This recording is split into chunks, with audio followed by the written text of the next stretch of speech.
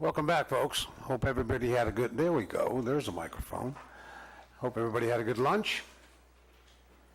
We're going to continue with our public comment period. Is there anybody that wasn't here this morning regarding our announcements regarding public comment? Okay. I'm going to read something that might be repetitive, so bear with me, folks. This item is a continuation of a public hearing that was opened on October 17th, continued to October 18th, then continued to do again today. On Tuesday the 17th, the board heard more than 4 hours of public comment on this hearing, then closed public comment with no formal action being taken. On October 18th, a report was disseminated to the board by Supervisor Mills. We took a recess to print copies of the report for the public, and the board continued the public hearing today to allow staff, our consultants, and the public to review this newly submitted document. Rule 44 and the Brown Act require that comments on agenda items be heard prior to the board taking action on the item. Because the board has already taken public comment on this continued hearing and no action has yet been taken, we are not obligated to reopen a new public comment period for this item. However,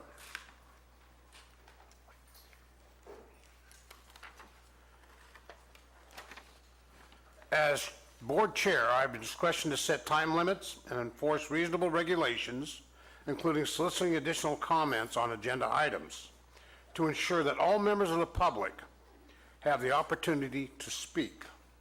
Because this report was submitted into the record by a supervisor after the public comment period was closed, I would like to reopen public comment for this item, but only in a very limited scope surrounding new information that was not available to the public when public comment was taken on the 17th. And we have to determine whether this information is in fact new.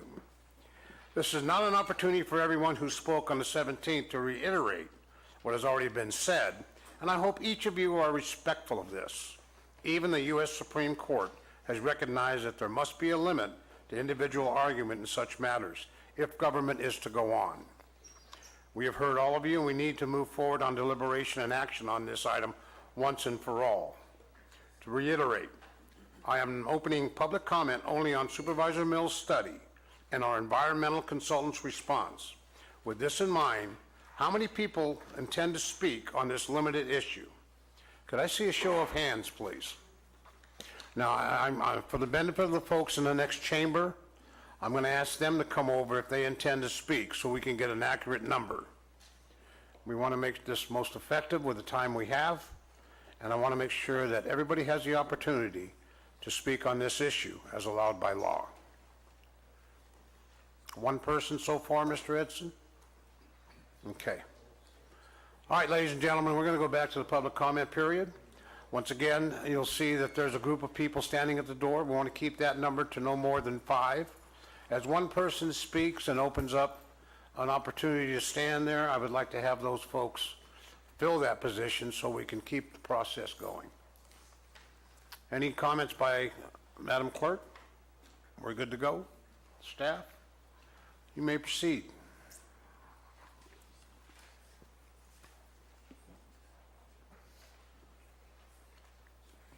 My name is Margaret Cornell. I was here last Wednesday. Sunday, my son was out in his yard. His house burned during the Butte fire. He lived just off the Sus Maria Road at the Railroad Flat Inn. I guess that's the name of the street. And this car drove up as he and his wife were out in the front part of their yard by the street. And the lady said, "I'm looking to buy some property." Well, my daughter-in-law noticed that her license plate was a Washington state plate. And he said, "Well, what are you looking for property for?" And she said, "I want to buy a piece of property so I can rent it to some marijuana growers, so I can rent it to some marijuana growers." And so he said, "Well, you better wait and get more information on buying property with that in mind. Ma'am, I'm going to have to interrupt you here. Is this Yes. public speaking for the report that was Yes. submitted, Yes, environmental-wise? right. Okay. I'll As let I- you continue until we can determine that, Okay. all right? When he told me about it, I told him about the report that Mr. Mills, Mr. Mills had given us, and I had been reading it, and how concerned I was. And the more I thought about it, I remembered when his property burned, and it took him months to clear all this stuff away, the hazmat people came and scraped his property and tested it until it was safe enough for a 3-year-old to play on it. Okay. And at our house, this is just deterring a little bit to bring out my point. When they banned burning in your property a number of years ago, my husband thought we'd always burned in our barrel. He'd keep doing it. This went on for a few years, and I got after him, and because I went out one day and I noticed where he had burned in the barrel, it had caught one of our trees on fire. And I told him, you can't do that. And he said, I can do it. Being a man, he went ahead with it. And one day, I had my son take the barrel away, and he continued arguing about it and was very upset about it, but he didn't burn out there anymore. It was against the law. Marijuana, technically by the federal government, is against the law. And these people are going to be patrolling their own property, keeping it safe. Okay, Well- that has to do with this report, ma'am? Yes, it's the,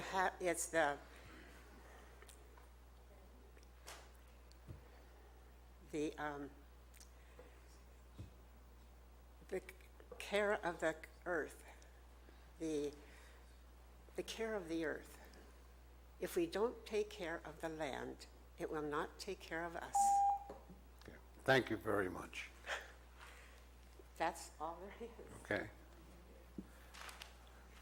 Ms. Morris, how are you? Hi, Dina Morris, Calaveras County. I wanted to say that the report that Supervisor Mills presented talks about the contamination. And I'm also hearing a lot of growers come up and saying, well, that's why you need regulation. But it's self-regulation. And if we're depending on our code enforcement to do the regulation, code compliance has already demonstrated its inability to even enforce our existing codes. If you look on Google Earth, you'll see junkyards everywhere in Calaveras County. So to expect code enforcement to enforce marijuana grows, it's just not going to happen. And self-regulation, how do we know that these marijuana growers are not contaminating the environment? What proof do you have that the 200 or close to 200 grows that have been approved are not contaminating the environment? I know that some of the approved grows, because you can see it on Google Earth, once they were approved, they went ahead and expanded their grows, and some even moved them. So that should tell you how well some of them are going to take care of the environment. I also want to talk about the documentation that the county has that these good growers are not contaminating the environment. Does anybody here have written documentation, regular site visits, documentation of what's being used as far as chemicals and pesticides and rodenticides? I don't think anybody has that information. So I don't know how we can sit here and listen to, well, I don't do that. Well, maybe they don't, but the other guy does, or gal. I also wanted to tell you that part of Mr. Mills' report says that we can seek help, and we can. If you look at the news that just came out about Siskiyou County, Sheriff Lopi said the proclamation declaring a local state of emergency has already resulted in increased interest in the illicit drug trade in Siskiyou. Since the proclamation, they have received increased vital support for the eradication of illicit grows on private property from the California National Guard and the Northern Division offices of CHP and CAL FIRE, additional assistance by California DOJ through the SUMIT and NSMIT. Thank you, Ms. Morris. Thank you. Linda Herman, District 4. What I've noticed since Proposition 64 has been instrumental now and has arrived in our state, that we have many illegal grows in mixed the legal grows. So you're thinking, and the thinking is, well, if we get rid of if we regulate the legal grows, then the illegal growers can be controlled. The thing you have to look at is that since we're violating the Constitution in Article 6 and Section 2, there's a kind of lawlessness that will exist. And even though... Excuse me, ma'am. Excuse me, yes. We'll I'm give going to you go your time. back. I'm going to We'll give say... you your time back. Yeah, okay. Of what? Sir, you have a point of order. Please come to the mic. Would you please come to the microphone, sir? No, we do, because we have to have the people that's on television land hear us. I thought our comments were supposed to be addressing Mr. Mills' report. That's Okay, my point of order. all right. Ma'am, is your comments going to be addressing Yes, Mr. Mills' report? yes. So what will happen is that the illegal grows will continue and increase. They've increased already just because we've allowed it legally. It's going to now increase the amount of illegal grows that are going to continue throughout the county. If we ban it, then the police, the law enforcement know exactly what is illegal, because everything is illegal. And they can concentrate on those things until we can finally get some control over this. But in the meantime, we are in a problem in that whenever you violate laws and you violate federal laws, then you're going to end up having people. Okay, ma'am, I'm going to have to stop you here. Okay, well, We're all not, right. we're not on Okay. topic. All right, so then let me go I'll and, give you one opportunity to come back to the item Okay. regarding the report and the environmental Okay. aspects addressed in it. sure. Chair, before she continues her comments, could I ask the gentleman over here in the corner who's being disruptive with his voice to take comments outside, his discussion outside? Okay?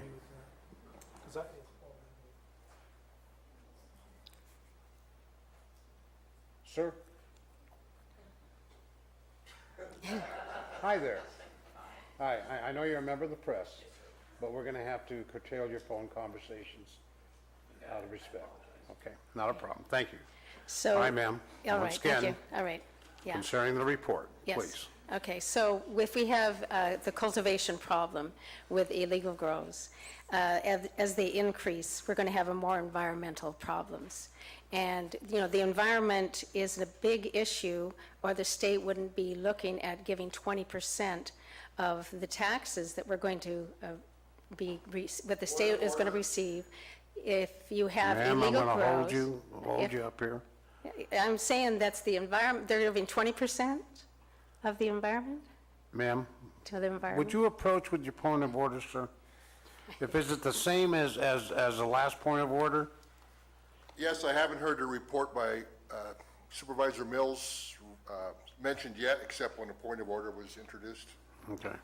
Thank you, noted. Okay, so the Ma'am, state, I'm going to have you stay on topic. all right. So is this on topic? Let me ask you this. The 20% of what the state receives from taxes will go towards the environment. Okay, and so that shows that the state is concerned about the problem of the environment. Otherwise, they wouldn't be giving that amount of money to control it and to make up for the problems that are going to be caused by the environmental, having marijuana in the environment. Okay? Okay. Good. Thank you. All right. And that's it. All right. Next speaker?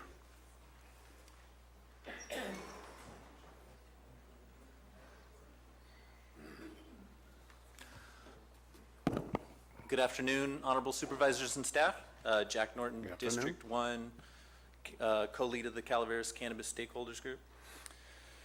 I've given the clerk copies of the stakeholders' response to Supervisor Mills's report, and I'm just going to use my time to summarize it a bit. The stakeholders share Supervisor Mills's concerns about the effects of both illegal and permitted commercial cannabis cultivation on our local environment and its long-term fiscal and environmental impacts to our community and the communities that our rich natural resources serve beyond the county borders. And indeed, the environmental degradation of the Eel River watershed that Supervisor Mills's report details is very real, and one of the major reasons why the state of California has chosen to regulate this industry. As the supervisor had alluded to earlier, on October 17th, 2017, the pilot environmental protections of the Central Valley and North Coast Regional Water Quality Control Boards were adopted into a new statewide general order, which will accompany the imminent state regulations regarding pesticide application requirements from the California Department of Pesticide Regulation. The new general order requires a site management plan for all licensed cannabis farms, as well as a nitrogen plan and site stabilization plan for larger commercial operations, in addition to biannual inspections and annual reporting requirements. Our concern as stakeholders with Supervisor Mills's report is the need for Calaveras County-specific information regarding the potential environmental impacts of the commercial cannabis industry, both regulated and illegal. The report demonstrates the need for this kind of research and data collection here in Calaveras, which is distinct from the Eel River watershed. For example, there's an estimated 20,000 cannabis farms in the Emerald Triangle, where the estimate for Calaveras County ranges from 1,200 to 3,000. And we would fully support a robust data gathering effort and scientific inquiry similar to the investigations included as supporting information in Supervisor Mills's report. Now, there's 3 attachments included in there. There's the 2015 annual statewide pesticide use report indexed by commodity for Calaveras County. You can see that over 50,000 pounds of chemicals were applied in Calaveras by non-cannabis industries in 2015. There's also a letter from Condor Earth Technologies Incorporated to the Calaveras County Water District's Director of Utility Services. The letter indicates there's water quality testing capability at Jenny Lind, like the CCWD reported earlier. That may be able to support Supervisor Mills's hypothesis. And lastly, East Bay Mud District 2016 Annual Water Quality Report, which states that their water supply post-Butte fire exceeds both state and federal drinking water standards. Thank you. Thank you, sir.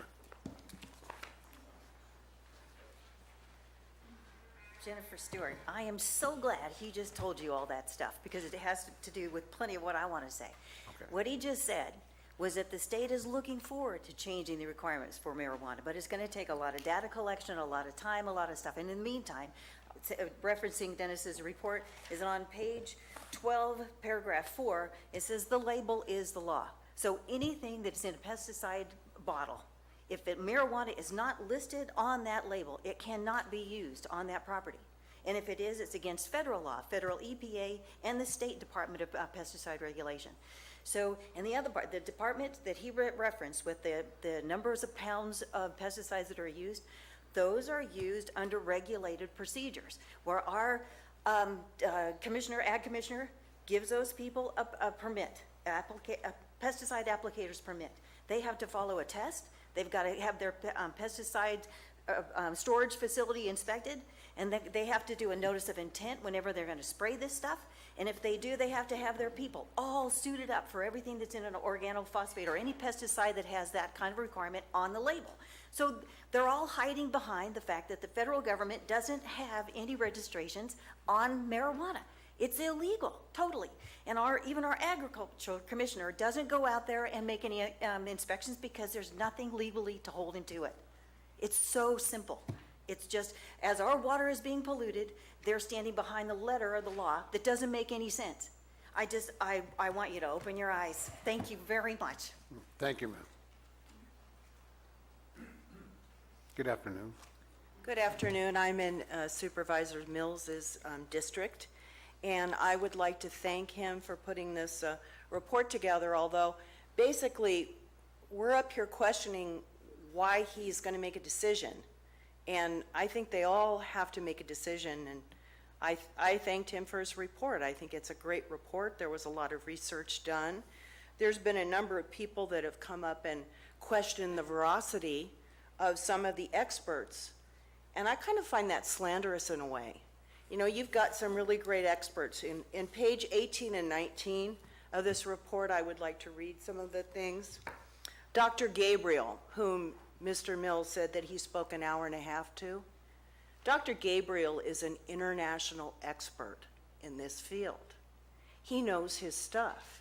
He said that we're in over our heads. We have no protocols in place. Dr. Gabriel, per page 18, stated that there's a cross-migration between guerrilla grows and permitted grows, because they often change. One grower will hire this guy and this guy will go to another one. So there's no way of keeping the quote-unquote good grows safe, because the workers work in different grows. Then there's Scott Bauer, who had regulations, and he said self-regulation won't work. They're doing it right now, by the way. He also said too many growers don't want to be regulated. This is an expert from Fish and Game, okay? And he also said in the last 4 years that marijuana has increased 61%, where in Humboldt County it was 3,000 to 4,000, it's up to 18,000 to 20,000. This is what you're inviting to this county if you vote to regulate this particular drug, okay? And the other thing on the next page was it was Lieutenant Little, and he said many licensed growers do not abide by the rules. Now, there was a local law enforcement person that I talked to, and he said what they do in the beginning is they go to the grow and they inspect the grow, and then nobody ever goes back. So they assume that they're in compliance. Now, how many of you have been 1099'd? You know, you're 1099 because the government doesn't trust you to really report on your particular income. So how can we expect these people to be trusted with something this important? You see where I'm getting at this? And the other thing is, there was a person that got up and was very upset about the photographs that were taken. And I would like you to know Thank you, ma'am. Ladies and gentlemen, if you feel you have a point of order, raising your hand does not qualify. If you feel you have a legitimate point of order, you'll need to raise your hand and state a point of order. I will hear your point of order and rule on that. Thank you, Ms. Rankin. Vicki Ranke, Angels Camp, and I will keep this to the environmental report. I do agree with a lot of what was already said, won't repeat that. We've already talked about a lot of other things prior to this, so it's about the environment today. And I think we've all known that there were environmental damage being done by marijuana growing because it's an unregulated business. And until that recent report came out from Dr. Gabriel, we really had no scientific study on how marijuana affects our environment. And it was funny because that report didn't start out as let's go see what environmental damage marijuana does. They were looking at the death of these little, and I forget the little animal, fishers, sorry, thank you. And these little fishers were dying everywhere. They didn't know why, so they went into research. And when they did that, that's when they ran across the marijuana. This is where this study started. So just so people know, it wasn't, let's go find out what those marijuana people are doing. It was an effect of these animals dying. And of course, they found a lot of other things. So now we do know what effects marijuana growing can have on our environment. So it cannot be ignored. And I hope that you aren't ignoring it. Calaveras County is a beautiful county. We all came here because it's a beautiful, clean county. And yes, we have wine grape growers here, and yes, they probably use some kind of, but I know they're very heavily regulated because I have several friends that are in that business, and they are regulated. So Marijuana has not been regulated. I don't care how many times people get up and say they're being regulated. The state has no regulations out yet. Those are still in a draft form. We have code, but no regulation written. Excuse me, Ms. Frankie? Your point of order, sir?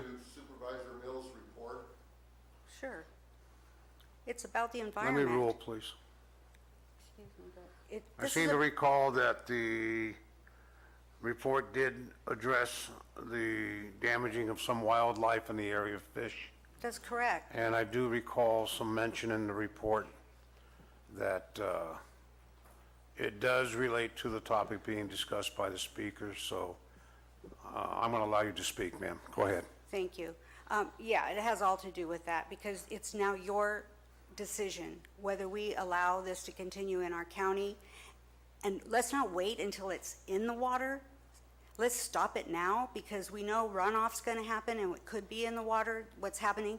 And if you want to say illegal or illegal grows, they're all illegal right now. Nobody has a state license to operate a marijuana grow. So in my opinion, they're illegal. They should be stopped until the state gets their regulations together. Thank you. Thank you. Next speaker? Mr. McManus? Good afternoon, Mr. Chairman, Board. Bill McManus, Committee to Ban Commercial Cultivation.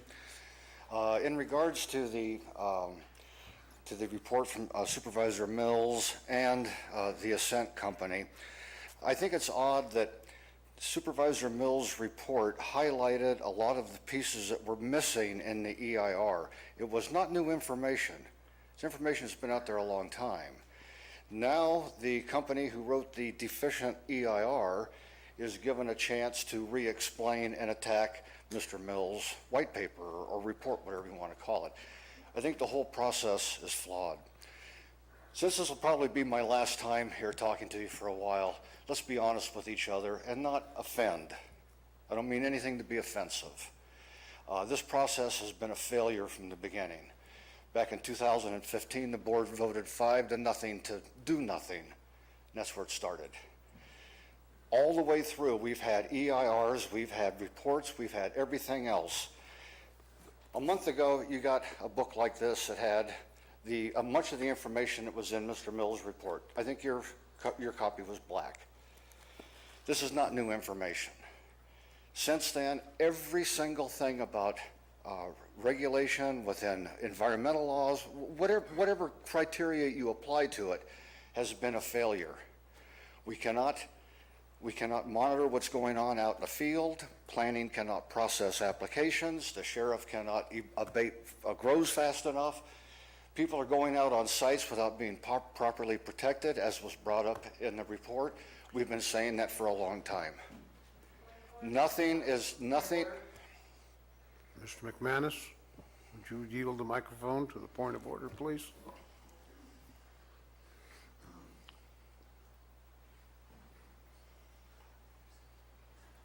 With all due respect to the speaker, he's wandering.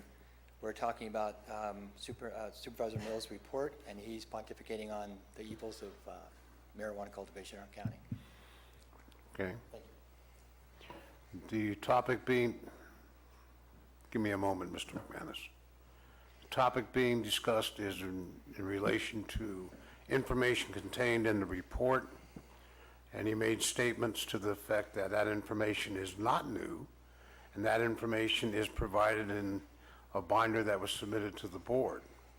I see the correlation between that information per his statement, so I'm going to allow him to speak, but I'm going to verbally, sir, you only get one shot at this.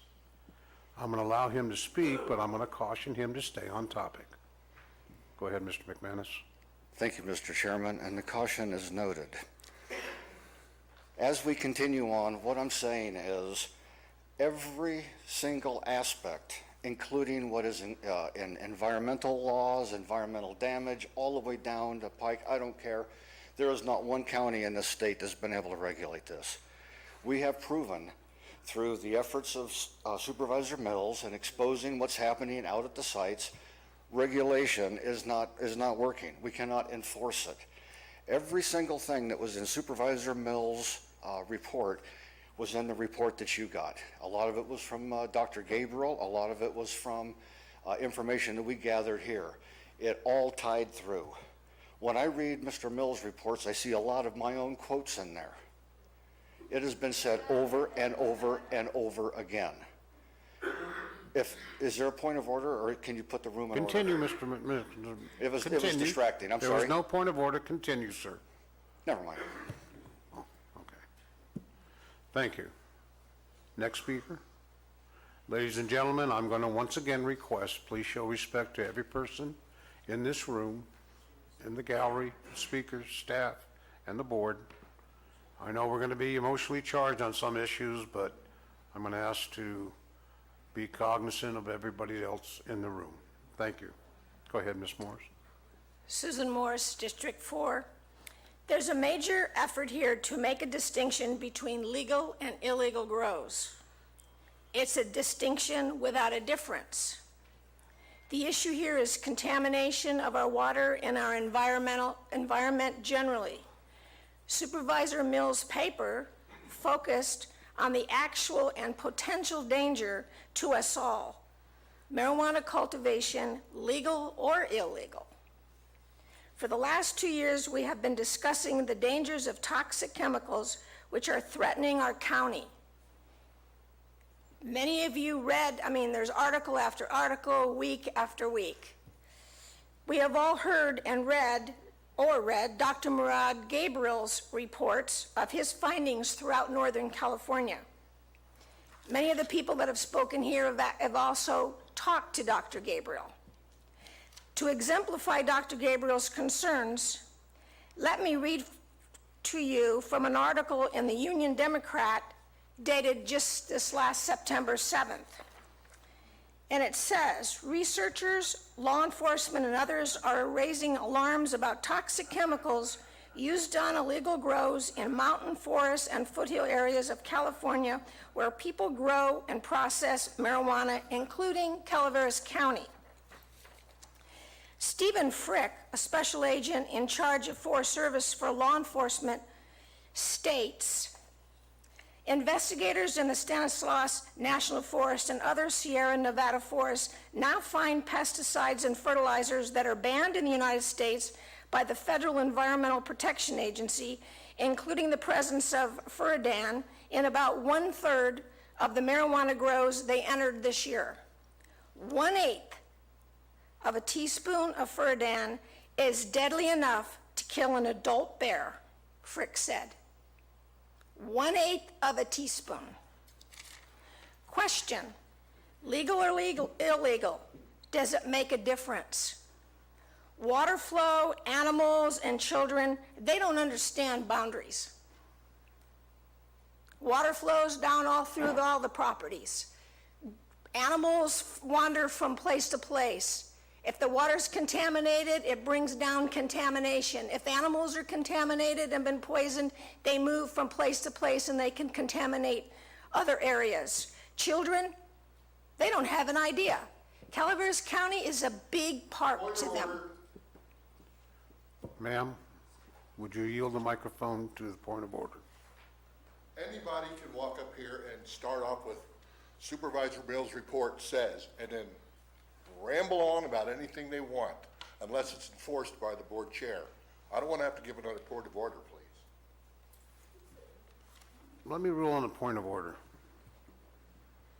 I seem to recall reference to children and dangers to animals in the report, so your point of order is out of order. Please continue. I gotta find out where I was now. Anyway, when you talk about kids, furadan, what I've seen, I don't know anything about furadan as far as seeing it, but what I've seen in reports from Dr. Gabriel and also in articles, furadan is pink. And they showed a recent article. Thank you, ma'am. Oh, anyway, please ban this and let's Thank you, ma'am. mitigate. Thank you, ma'am.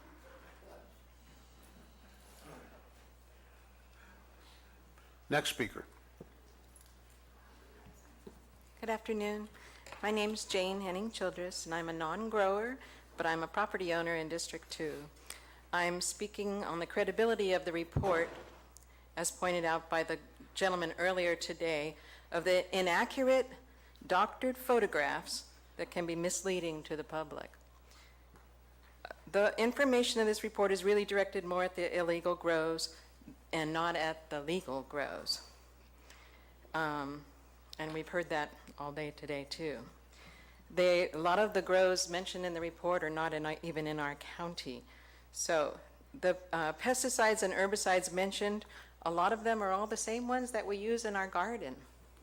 People's garden use have the same pesticides and herbicides. The rat poisons as well. There were 2 illegal chemicals found in Calaveras illegal grows this year, and they're banned throughout the United States, but somehow they were brought in by the illegal grows. So I have a list here of legal chemicals for you to look at that all the growers in California are supposed to be using, and they're all non-harmful. This is the list. You can get it through the DPR, and I'll give it to you. Ma'am, do you have sufficient copies for everybody? There's just 1 copy. Sorry, my printer was really slow Clerk. at lunchtime. Ma'am Clerk, would you hold on to that for us, please? There's only 1 copy. Chair, So I don't- those Chair, are, excuse me. those are the, Whoa. Sorry. One at a time, folks. Just a Don't wanna point, just a interrupt you. point so we don't duplicate here. Ma'am, I already have the copies that you're talking about, so I don't need copies. that one looks We'll different. address that later. Ma'am, I'm gonna let you continue. Madam Clerk, she has remaining time. She does. I stopped the clock. I just wanted to say the normal practice of anything submitted, whether it's 1 piece of paper or 8, is that I scan it and keep it in a file, and if anybody would like a copy of it, they just need to contact our office. Okay, thank you, Madam Clerk. Just to mention again that those are all non-harmful on legal grows. So what we have found on the illegal grows are the more harmful pesticides, herbicides, and poisons. But I also want to mention that timber harvesters, wineries, and rangelands use these harsher chemicals that they have to get restricted use permits for. And they are putting millions of gallons and millions of tons of dust or liquid on the tree crops, forest products. They're using rat poisons way more than the cannabis growers are. So you can just ask your local ag department what those numbers are. Okay. And I just don't want you to be fooled by propaganda. Thank you. Thank you, ma'am. Next speaker? Good afternoon, Beth Whitkey, District 2. I'd like to respond to what I heard earlier as I was watching the internet stream about Humboldt County and how if they can't regulate, how can we? Many of these studies were completed. Ma'am, I'm going to restrict you to It is the germane report to and the the mention report. of Humboldt County in Okay. the report, which I am aware of. Okay. I just want to point out that regulation is very new in California. And to suggest that it hasn't worked or that it can't work, I think is premature, and that we need to pay attention to the timeline of when regulations began, when enforcement begins, and all of that. And when it comes to the report, my understanding is that this picks and chooses from these scientists, and it omits really important findings from these reports. And so I find it to be incomplete. Scott Bauer was mentioned earlier, and he says, in addition, increased oversight of water use for existing marijuana cultivation sites and increased enforcement by state and local agencies will be necessary to prevent and to remediate illegal grading and forest conversions. Local and state governments will need to provide oversight to ensure that development related to marijuana cultivation sites is permitted and complies with environmental regulations and best management practices.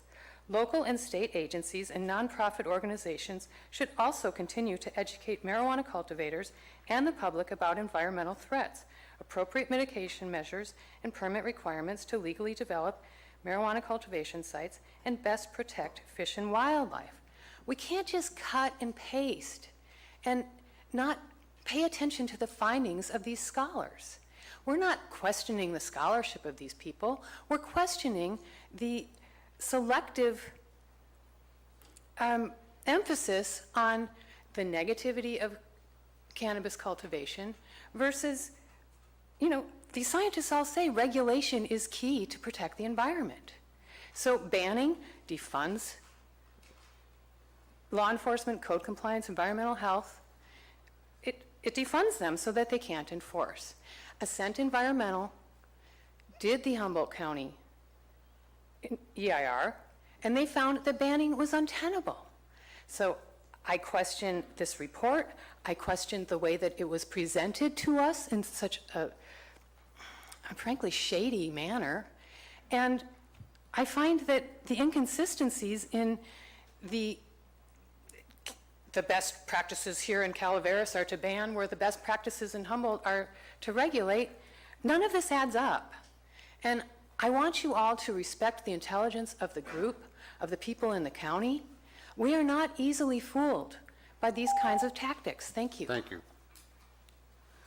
Ladies and gentlemen, I have a show of hands. How many intended speakers we have left? Okay, I'm going to ask you to stand up there so we can get a visual. No more than 5. Thank you.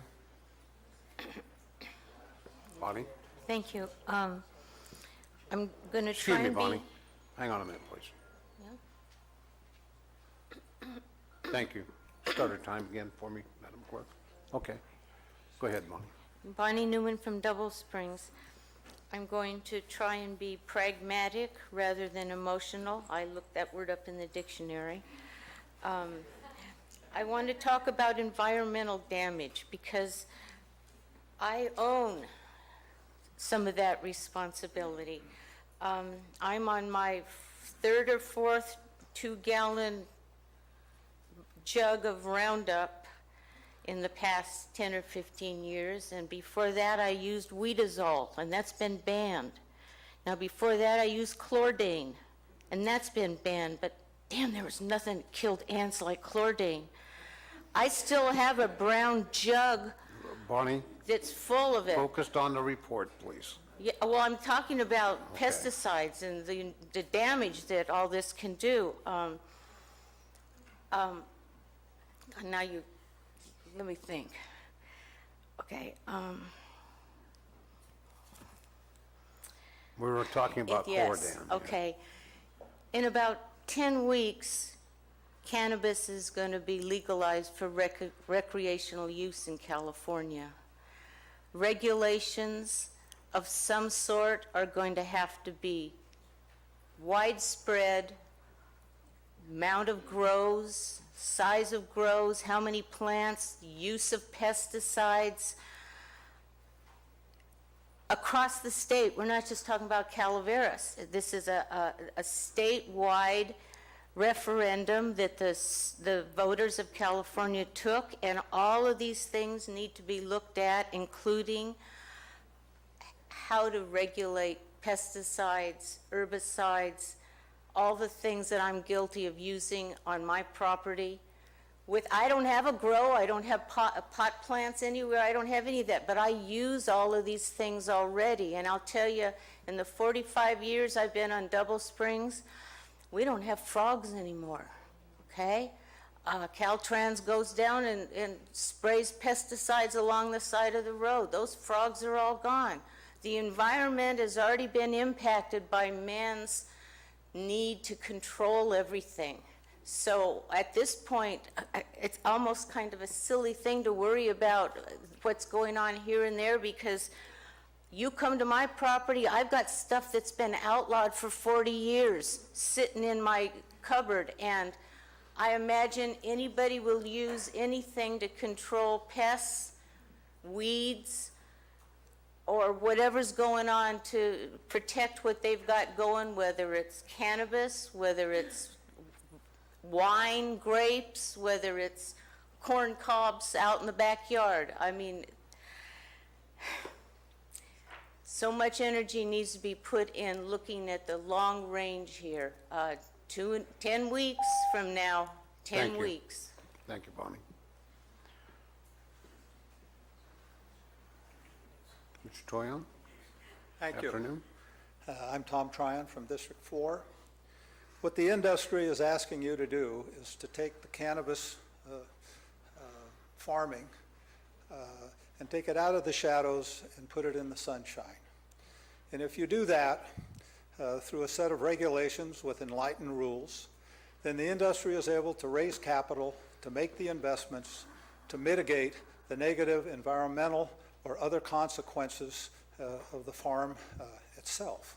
If you do not do that, then people will not make the investment because their crop can be confiscated at any time. They will not do the infrastructure that is necessary to mitigate the issues associated with the report of Dennis Mills. Because when you do the infrastructure, you make your grow site more visible. And they don't want their grow site more visible if it's illegal. They want it less visible or invisible. So if you're going to provide for mitigation, then you're going to have to put us in the sunshine, and you're going to have to give us a set of enlightened rules to go with regulation. If you do not, then you will just have illegal marijuana grows. And all of the negative issues raised by Supervisor Mills, addressed by your environmental consultant, are basically consequences of the economic necessities forced upon illegal growers. And there's no reason to do that. I mean, all of this environmental discussion concerning negative environmental consequences go with illegal grows, just like it does with any illegal activity, whether it be other illegal activities. And there are lots of illegal activities. You want them invisible. You don't want them to be known. You don't want law enforcement to come after you.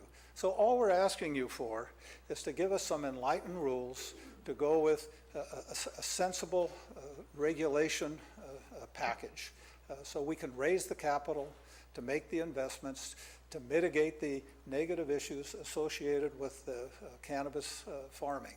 Thank you. Thank you, sir. Next speaker. Hello, good afternoon. My name is Marian Randall, and I'm in District 2, Dax District. And I'll be quick, but I just want to bring up when Mr. Mills brought in that report, one of the things that he kind of said was that he was talking about that so we didn't get lawsuits from the state when we ruined the water and it came into California.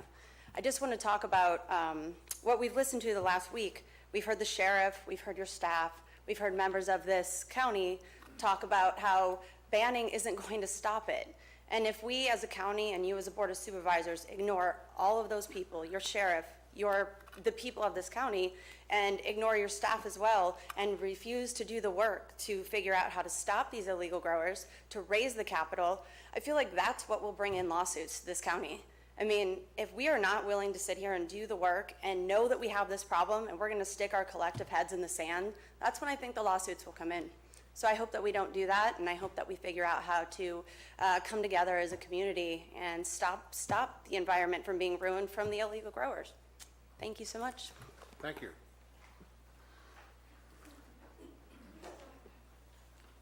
Good Morning. Afternoon, rather. Can I, yeah? Vivian Seichu, District 1. Good afternoon, Honorable Board and Chair. We just have a quick question for the Board of Supervisors. Where is the author of this report, the individual who actually conducted the research, compiled the information, and wrote it up? Is Mr. Jack Cox of the Communication Institute here? If this is an issue of concern, then why isn't he here to bring up these issues? Where has he been in the last 2 years? And why hasn't he brought up these concerns during past public comments? Thank you. Thank you.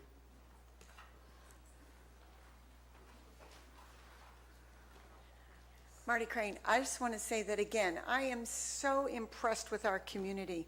We have come out in force and laid our wisdom out there for everyone to participate in and listen to each other. And if we can't solve this, then we are doomed. But I believe we can. I have faith in our community. And I'd just like to say that I've been listening all day and last week. Ms. Crane, would you? Oh, would, okay. Would So you, I'm the would one that you brought up the point. surrender the microphone Yes. to the point of order, please? I'm sorry. Yes, sir. What has this got to do with the environmental impact? You're absolutely right. Thank you. No, Excellent. You guys handled that beautifully. We did. I As love it. usual, I got started on the wrong foot. I'm just so excited Wonderful about it. job. You I'm can just so continue, Ms. Crane. I'm just Please excited stay about focused on the process. report. Okay. I'm all about the process, which started last week when I raised the point of order about this report that was submitted. And I just want to say that I've listened to everybody and about this report, and people saying you can't self-regulate, doesn't work, and all the things that were brought up in the report. We can't even self-regulate our public comment. So I'm going to go sit down now because I'm having a hard time self-regulating and staying on that topic, but kudos to us all. Okay. Thank you, Ms. Crane.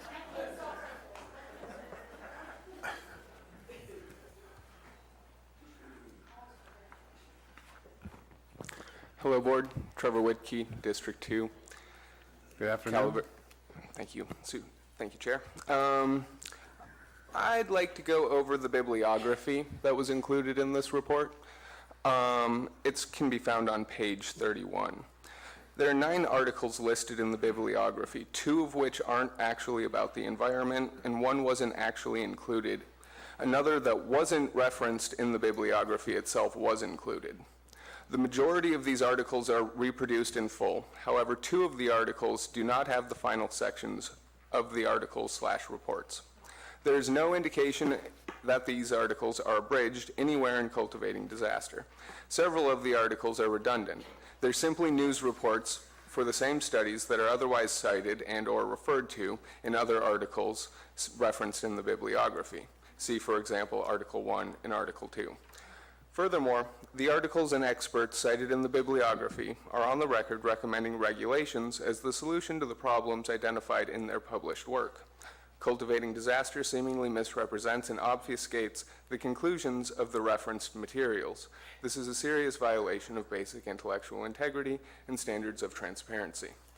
Included below is a section, I'll just skip forward to Article 2 cites a lot of the studies, and in it, the concluding sentences of the article say, Bustick is optimistic about a more regulated future for the marijuana industry in California.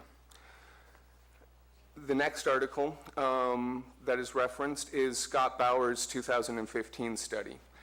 In the concluding paragraph, it states, local and state government will need to provide oversight to ensure that development related to marijuana cultivation sites is permitted and complies with environmental regulations and best management practices. Another article cited in here is the article published by Dr. Van Bustick of UC Davis. The conclusion of his paper says, we believe that the proper characterization of cannabis as an agricultural crop coupled with greater legal access for researchers to production sites could enable growth in research fields centered on cannabis agriculture as an important human environment system. The work also includes an interview with Mary Power. Mary Power is asked, would full legalization at the federal level make things better from an environmental standpoint? Power concludes, we think so. Additionally, Ruud Gabriel is cited in this study heavily. He's co-author of a report that said if liberalization precedes, future efforts to govern environmental effects of marijuana production should be included both incentives as well as regulatory enforcement efforts to help legal producers comply with environmental laws. Thank you, sir. Thank you. I'll hear your point of order, ma'am.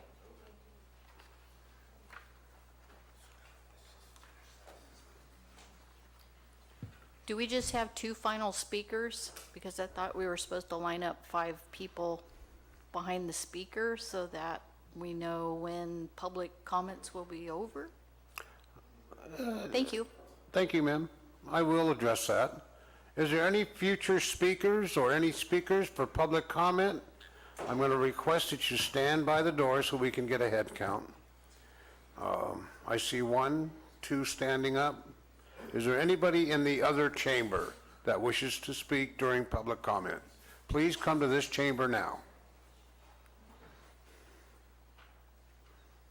Thank you, sir. You may proceed. Thank you. My name is Rick Beard, District 2. I'm speaking about the alleged excessive water usage by cannabis farms, assuming Calaveras vineyards and cannabis farms both exhibit similar environmental concerns concerning water usage, erosion, pesticides, and runoff. What's not addressed, while both industries pose potential environmental issues, are the potential monies generated for our county. They're drastically different between the two, while the environmental risks and concerns are similar. Check this out. One grapevine on a very hot day, like most summer days in Calaveras, uses approximately 3 gallons of water per day, depending on trellising and varietal. About 4,500 vines are on 1 acre of wine grape vineyards. That's 13,500 gallons of water per day on every hot day per acre. With 125 warm to hot days, that's 1.69 million gallons of water. This produces 7,200 servings, glasses, not bottles, per acre. This means it takes 235 gallons of water to make 1 glass of wine. From 1 acre of grapes that make a $30 bottle of wine, the wholesale value of taxable wine from that acre is $48,000. Let's compare that to cannabis. Conservatively, that same acre could produce 1,000 pounds of cannabis per year. Each cannabis plant in a 200-gallon pot could consume up to 10 gallons of water per day. At 2.5 pounds, harvested and dried, per plant, it would take 400 Sir, I'm plants. going to interrupt you for a moment. Yes, sir. Can you direct me to what part of the report that this information deals with? Erosion and runoff, and I was comparing it to the environmental risk and the environmental cost as compared to what comes back to our county. Okay, you may continue. Go ahead. Thank you. 400 plants using 10 gallons of water per day for 180 days, it would use 720,000 gallons. At a 1/2 gram serving or dose of cannabis, that acre would produce 900,000 servings or doses per season, equating to a ratio of 0.8 gallons per dose, compared to 235 gallons of water to produce 1 glass of wine. And furthermore, this 1 acre of cannabis produces $1 million of taxable product compared to the $48,000 that the wine vineyard would produce. In addition, the clear-cutting, bulldozing, and grading for vineyards is far more extensive and severe than a regulated cannabis farm. After researching this, I was blown away with the incredible water demands of vineyards. I knew it was bad, but not that bad. And I've been making wine for a long time. I was very surprised by that. Thank you for your time. And Thank letting me you, sir. speak. Next speaker. Mr. Edson? Hi. Cliff Edson, San Andreas.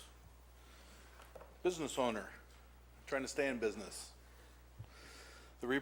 This report was yet another attempt to bamboozle the public with false and misleading information. On the other hand, it substantiates the need for regulation completely. The urgency ordinance was intended to be an ordinance to stop the influx of growers coming in, and the attempt was to put regulation in place to protect the environment because of reportings like this. Because you really don't know. For the same reason that many are talking about, for the same reasons. 5 years ago, I gave a presentation that showed the damage that can be caused with no regulation or enforcement. And Ferdinand was in that report. Never heard Ferdinand up until we mentioned that report, which is 5 years old, not 2 years old, not 1 year old.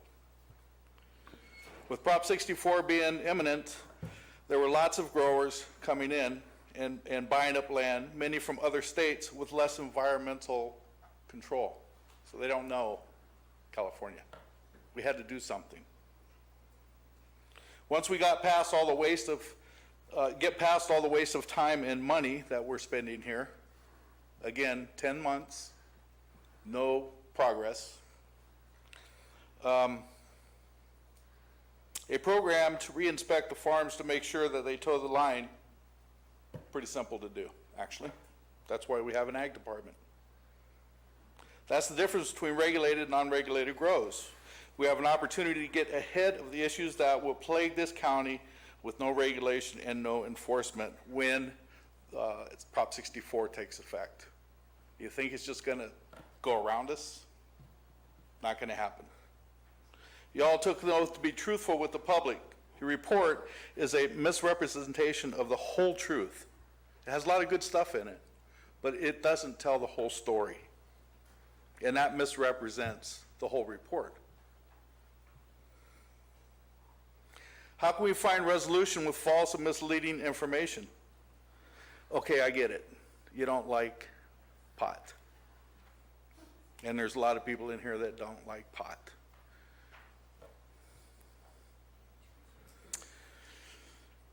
But you and your jobs, if you like cannabis or not, is to find resolution. Do you honestly believe you can eradicate cannabis from Calaveras County? You think that's possible?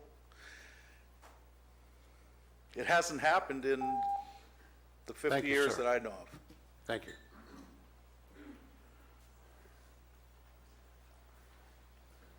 Mr. Stopper?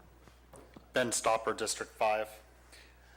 The submission I did earlier today, I'll go directly to what applies to the so-called Mills report.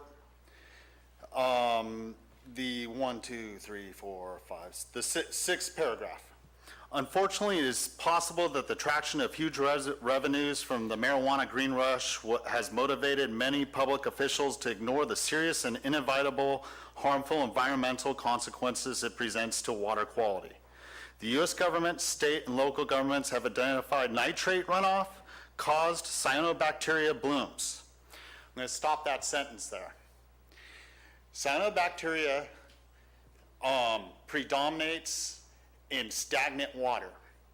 The years running up till 2016, the drought brought the levels of cyanobacteria up in California. And this was a major issue with the State Water Resources Control Board. Also, we have to keep in mind nitrate runoff after a fire. The Butte fire happened the year before we put through regulation. When you lose all those organic compounds, assimilation of nitrates goes down through the floor. So when the runoff comes, the plants don't do the uptake of nitrates and processing, and during in fire ravaged areas, nitrates and runoff goes up predominantly. Urgency. Calaveras County Board of Supervisors is scheduled to vote on October 24, 2017 on an ordinance, either permitted continued marijuana cultivation or imposing an outright ban on marijuana cultivation until proper regulatory controls can be put in place. East Bay Mud Board of Directors and staff may want to consider what action would be appropriate to protect the McComey watershed from further damage from winter rains and toxic runoff that could endanger the public water supply. Sincerely, Clyde Clapp, County Board of Supervisors, District 5. I've submitted this onto public record. If anybody wants to read it in its entirety, this is your board member submitting information from the Mills report to another entity, putting Calaveras in a position for potential litigation. Point of order, Chair. I'll hear your point of order. Thank you, sir. Mr. Clapp had no inclination or view of anything in my report prior to it being presented to this board. I made very sure of that, so that is an insinuation, and I deeply resent that. That is against Rule 46. So noted.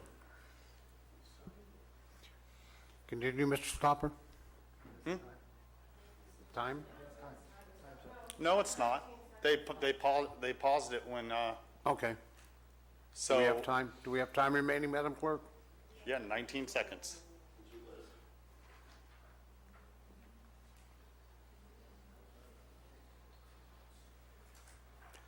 I see the point of order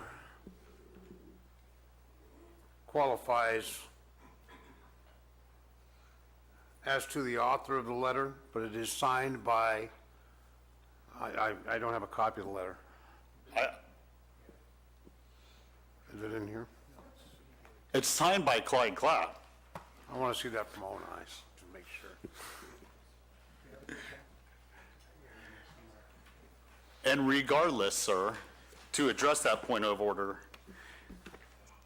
points cited within the letter are within the Mills report.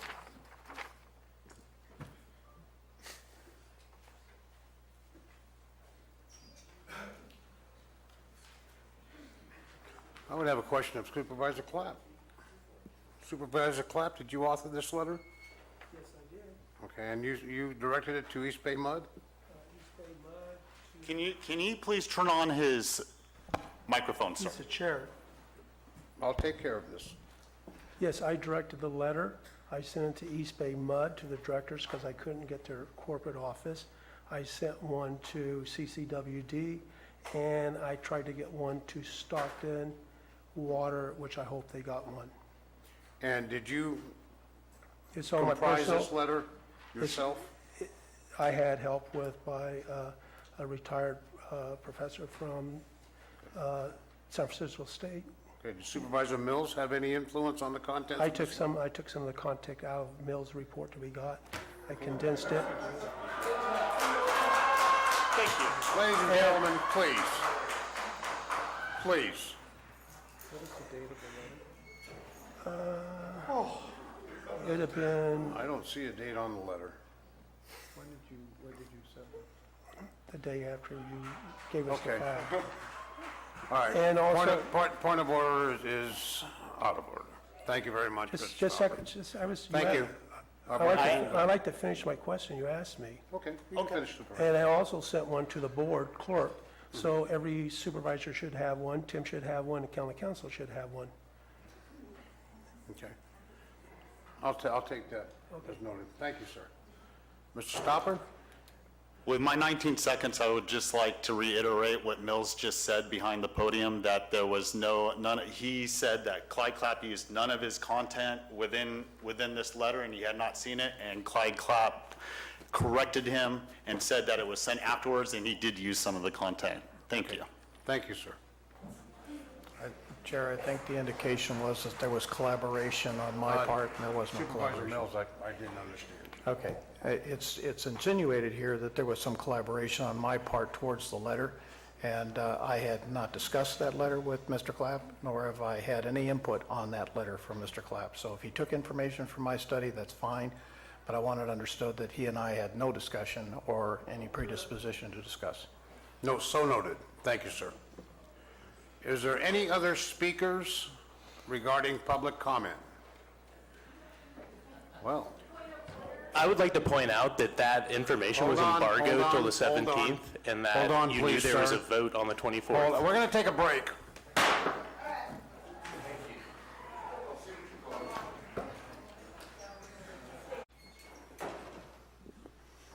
Okay, ladies and gentlemen, thank you for coming back. Need I remind everybody that we will be respectful of the chambers and the people contained in the gallery and staff and the Board of Supervisors. May I see an indication of hands of anybody that wishes to continue during public comment? I see a total of one person. Is there anyone else? Then public comment after this gentleman speaks will be closed. Sir, you may proceed. Hello, board and community. My name is Darren Toski. I'm from San Andreas. I currently reside in Santa Cruz and have property in District 2. I graduated in politics and biology from the University of Santa Cruz and studied at the Center for Agroecology and Sustainable Food Systems, and I've been working in organic farming for the last 20 years. And it seems that this is really turning into an environmental issue in a lot of ways, which is very important to the growing community of Calaveras County. The core growing community farming marijuana in Calaveras County historically has been someone who has been responsible and has wanted to grow organically. My studies at the Center for Agroecology and Sustainable Food Systems has showed that conventional farming in general, like our grape industry, I worked in Murphy's Grapes for 4 years doing terracing and production and development, and it is a petroleum-based synthetic industry, as our whole entire Central Valley basically is. That is the main contaminants of our agricultural business, is conventional farming. Calaveras County has wanted, our main organic farmer in vegetables in Murphy's is an organic farmer. It's our only big farmer.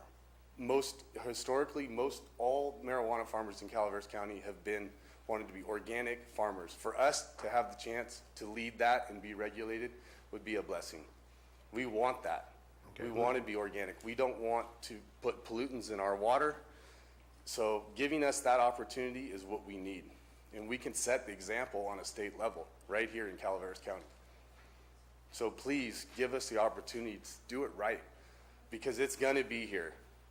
And we want to do it right. We want to set the example. We want to focus on the report. Yeah, being the report is showing erosion and pesticide use that is out of control, which the erosion from Sierra Pacific Industries compared to the marijuana industry is not even comparable. I have hiked and biked all over the forest on our watersheds. If we are addressing the marijuana industry, we need to address the clear cutting, and we need to address the vineyards that are ran naked without cover crops, and the steep slopes all over our county, which is now cut like a calico cat. I don't know if you guys have been out there, if you've seen the clear cuts, but this is something that the marijuana growers care about immensely. Okay, thank you. Thank you, sir. Ladies and gentlemen, seeing no other speakers, we're going to close public comment. Hearing is still continuing. I'm going to give staff the opportunity and the board to comment. Staff, you can go first.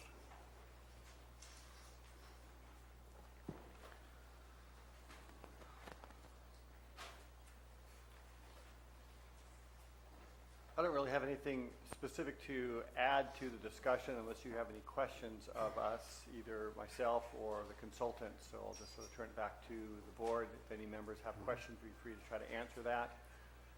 This is your deliberation process, so whatever you wish to add to the discussion. Any staff member or board member have a question of Mr. Mauer regarding the Planning Commission? Do we have comments on the report and the response? If you'd like us to clarify some of the points. Your prerogative, sir.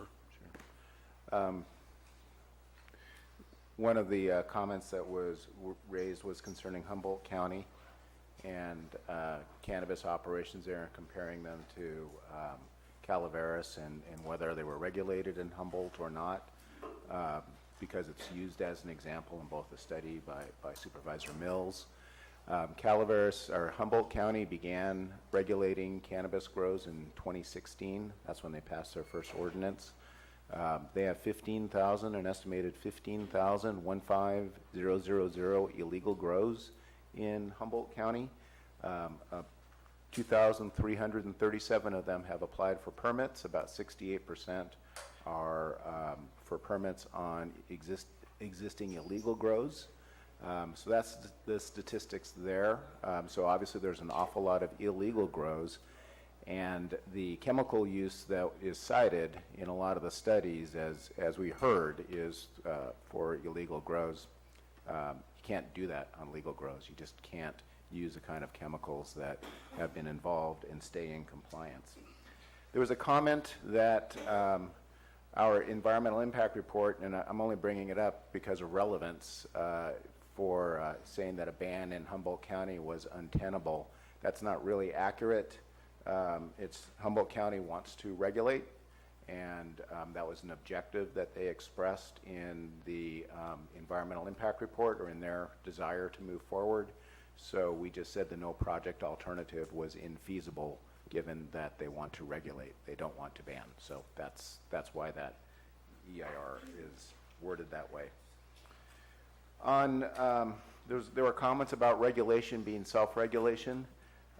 In the instance of marijuana cultivation, and compliance with the regional board order, which is a requirement of the proposed ordinance. It requires annual monitoring and submittal of reports to the regional board, and then the county is also allowed to inspect as part of the ordinance. So I'm not sure that characterizing it as self-regulation is entirely accurate when this kind of reporting is required.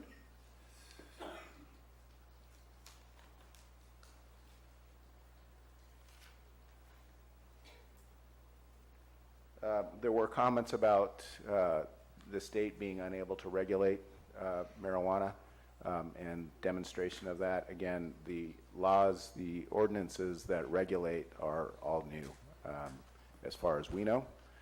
2016 being probably the oldest regulation, other than the regional board order that was established by the Central Valley in 2015. So it's a very newly regulated industry. We can't sit here today and tell you how successful regulation is or is not. There's just not evidence.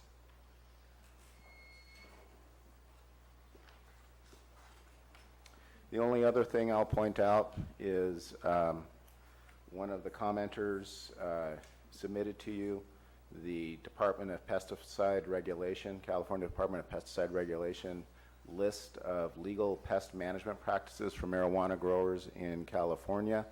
I just want to point out that that is part of the Regional Board Order R5 2015-0115. It's an appendix. It's a very extensive document. It goes through a lot of detail on the regulatory practices, how to grade, how to manage. It's one of the more detailed board orders that we've come across, and it includes the permissible pesticides. And it includes a table in it, and in the table, where it talks about legal pesticides, it says active ingredients that are exempt from residue tolerance requirements and either are exempt from registration requirements or registered for broad use enough to include use on marijuana.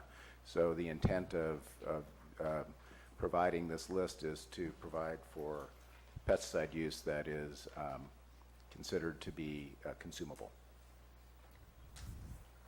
Thank you, sir.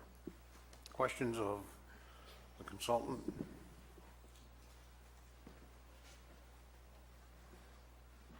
Seeing no questions? No further questions of staff by the board? Seeing none, we'll start with Supervisor Clapp for deliberation and comments. Supervisor Clapp? Yeah, I noticed one of them, they said that we're basically trying to go after the marijuana farms and stuff. And just last month, we appointed Supervisor Mills to a joint powers committee down on groundwater. And I believe Supervisor Tofanelli brought in that his great concern for the number of orchards that are being put in and the effect it's going to have on our groundwater. I think we take a lot of different things serious, not just one issue. And I think water is a serious issue in our county, not just on the one part, but several fronts. And another thing I would have to, my comments on be, is a legal farm to an unlegal farm. I know of farms that were in the process of being permitted, so they had an application to grow pot. They grew it for a year and started the following year, but they didn't fill in their paperwork. They didn't do their water discharge permits, and so they went from being legal to illegal, and those sites have never been evaluated on what's there. They've had 2 years of growing, and no one's ever came in to see what's still there. Is still by Cosgrove Creek. It runs off into that. There may be something there, it may be nothing there, but we don't know. And how many of these farms start out being legal and now is not legal is a great concern of mine. Thank you. Supervisor Mills. First of all, I'd like to thank everyone for their comments regarding the study. It was almost like getting a grade in college. But it did come about from 3 years of public comment. I was sitting in the back of the room when the UO was put together. I was sitting here when The previous board had discussed regulation, but I asked questions. I looked for experts and did research and had people help me with that. I'm concerned that we're not doing a true cost recovery here. Our general fund over several years has suffered multiple hits to backfill the shortfalls from marijuana enforcement. I had a recent conversation with a Sacramento County Supervisor. They're starting to see a problem in Elk Grove and then up along 99 through to 47th Street, where people from Chinese nationals are buying literally whole tracts of homes and converting them into indoor grows. They got nothing to lose, and so what happens is that Sacramento County is trying to figure out, well, what do we do about this? And it's much like Madera. If you remember back in February, I said Madera County had a $500 per plant administrative fee. Well, I found out Sacramento County likewise has the same thing. So in just removing 500 plants from a grow recently, they assessed a fine of $236,000 just in one spot. Had we had a $500 per plant administrative fee back when this all started with the 96,000 plants that our staff has indicated they've eradicated, that would be an income, or at least it'd be on the books for $48 million. 33 agencies were stated by the sheriff as available. How many have helped us in the past? I know CAMP has been mentioned. That's part of HIDA. That's federal. There has been federal agencies involved in our county in the past and the recent past. But I need to ask a question. If you're a hoarder, is anyone going to come in and help you clean up? You have to have the will to clean up first, and if you lack the political will, you're not going to get the help. I recall the fight over an asphalt plant that occurred here recently, and so my question to Alameda and Contra Costa County is, why did you do a not in my backyard and ban cultivation in your two counties, hoping that you can push it somewhere else and push it right into your water supply? We have not quantified the environmental damage from growing in our county, and until we do, I don't see regulation as being much of an option. Are we willing to negate environmental law, the safety of our children, for a plant? The concept of money at all costs is ridiculous. Know that the money, the regulation by itself will not solve the problem due to the unknowns. This land is not geared to this type of activity. We have steep slopes. We have a lot of grading going on. If you've ever seen it from the air, you've watched over the last 2 years how the influx, just the absolute influx of activity has occurred. It's like we asked people to come here, legal and illegal, if you want to call them that. So where's the cost to society for environmental regulation? There has to be a cost-benefit ratio for any decision we make. And I look at the Clean Water Act, and that's why it was in my report. They had a benefit to make our environment cleaner. It worked. So I guess the question is, are we willing to put up with the cost to society for generations to come by this decision? If you look at the air quality issue, there's one thing that came out in my recent research, and that has to do with Washington State. They do have ordinances there to eliminate smells and odors from marijuana production up there. I'm trying to see where I've got it here. It's Washington State Clean Air Act 70.94.640, because they found out that grapes don't smell. And that seems to be a really a deep problem that we just seem to have been ignoring all along, because the majority of the complaints that I get start with the odor issues that are people living next door or surrounded by these type of grow sites. If the sheriff said to me in the discussion here back on the 18th when we had that break and Diane was putting together the packets for everyone, you know, we had come to the conclusion that it could be on bad sites up to $1 million per site cleanup. Maybe that's where we need to look at. If there's any discussion about regulation, are we willing to performance bond these locations for cleanup costs for about $1 million each? That might be part of it. Someone mentioned the photos that I used. They're in public domain. That's Google Maps, and anybody can look at it. Next. We the counties in the foothills are the water supply for the rest of the state. This county alone supplies 9% of all of the clean, safe drinking water to the state of California. I would ask that the state do a reset here and take the foothills and make them off limits to any activity. I don't care if somebody said something about clear cutting, I understand. That could potentially cause environmental damage to that critical infrastructure. Currently, the state regulations are paper tigers with limited enforcement ability. There's no regulation of chemicals and fertilizers used in the activity other than what you have here in the document that you mentioned. I have had conversation with Yvonne West, who's a senior staff counsel with the State Water Board, and they understand. They're behind the eight ball. And Ascent, you've mentioned the fact that this is a new process. It's going to take time for it to all get in place. Many of the people that were in my study said very clearly that regulation is possible. But if you listen carefully to their discussion, most of them will say, not now. We lack the capacity. Los Angeles and the Bay Area need to be aware that what we put on the ground here may eventually come out of their faucets. How many outdoor grow sites have been mitigated or remediated or even verified whether or not they need to be that in Calaveras County in the last 12 months? Zero. What is the liability for knowing or not handling the problem? Well, that's the unknown. So let's learn from the Eel River disaster. Let's not repeat it in an area that affects everyone else in the state. The Eel River flows to the ocean. It doesn't flow to Los Angeles. So I think no matter what the cost, the liability for endangering or potentially polluting the watersheds of the state of California far exceed any short-term benefit if there is no way to enforce the laws created by the state or local jurisdictions. The Water Board, it was just last Thursday on that general order, by the way, this past Thursday, exempted the dumping of indoor wastewater from state regulation, whether to private septic tank or municipal system. And I've had conversations with the municipal wastewater operators here locally, so I know what their challenges would be. Now wastewater treatment system operators will have to scramble to find ways to regulate and treat this water. Counties will be forced to create rules governing leach fields to prevent contamination of surrounding ground and wells. Great job, State of California. You create regulations to make everybody feel good, and then you walk away from the responsibility for the enforcement. Now, I look at, people have used the words regulated sites, legal sites, approved sites. I would defy this board to do a field trip. Pick 5 sites at random and find out how many of them will actually meet the qualifications of the current urgency ordinance.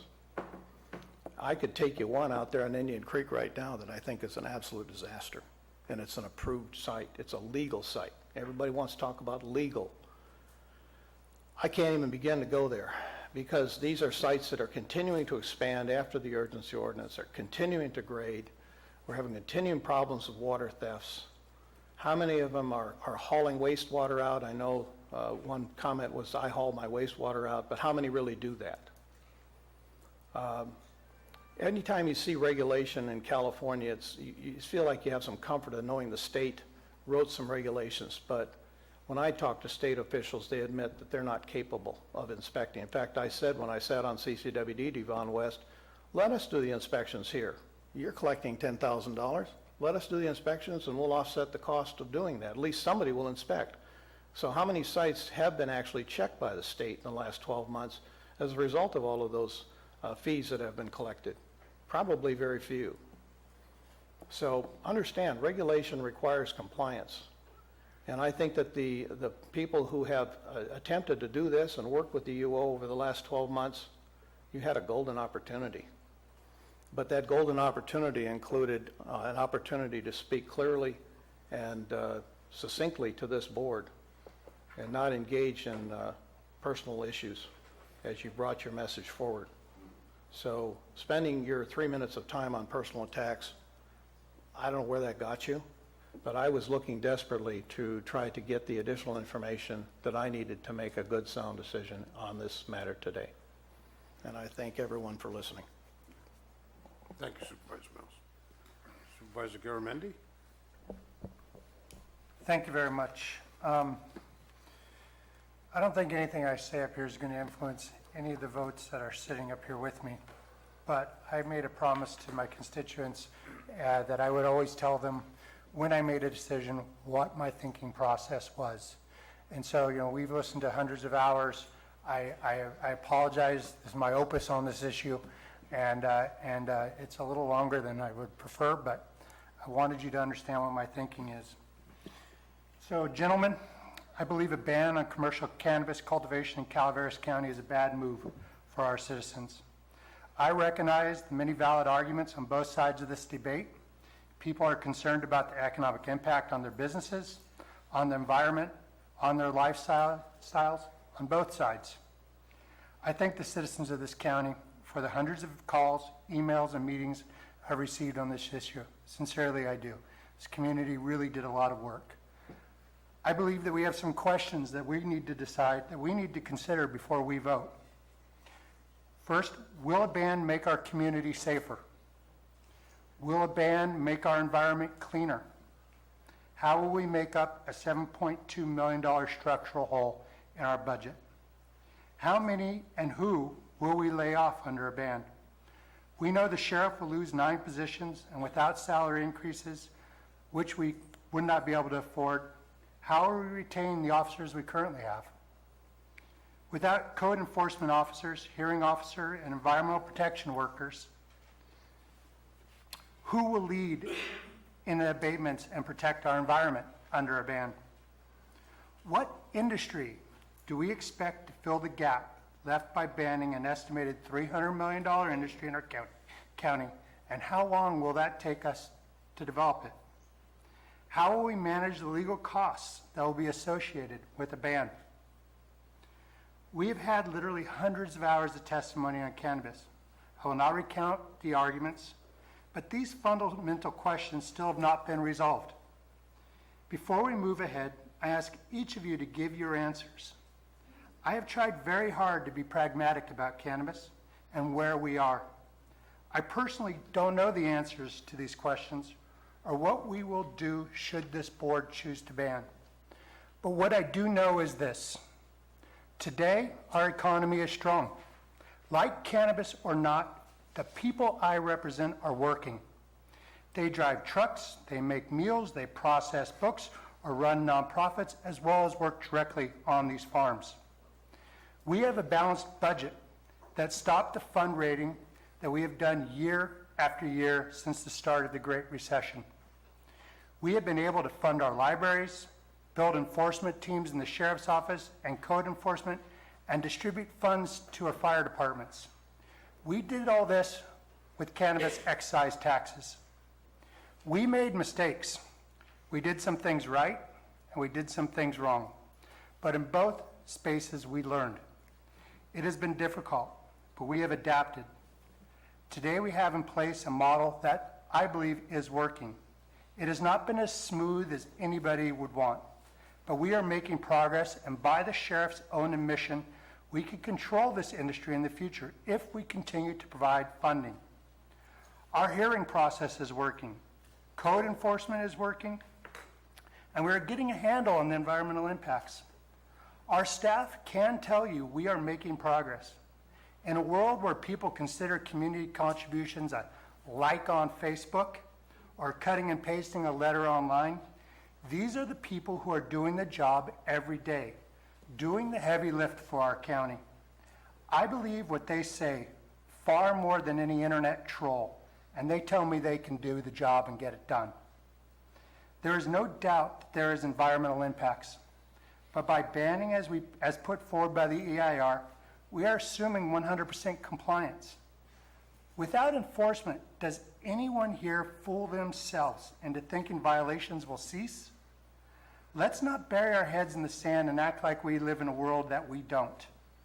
If you care about your environment, let's protect it. Enforce our laws and actually protect it.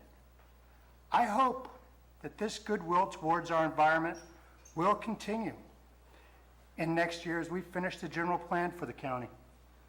I welcome this new group of environmental activists.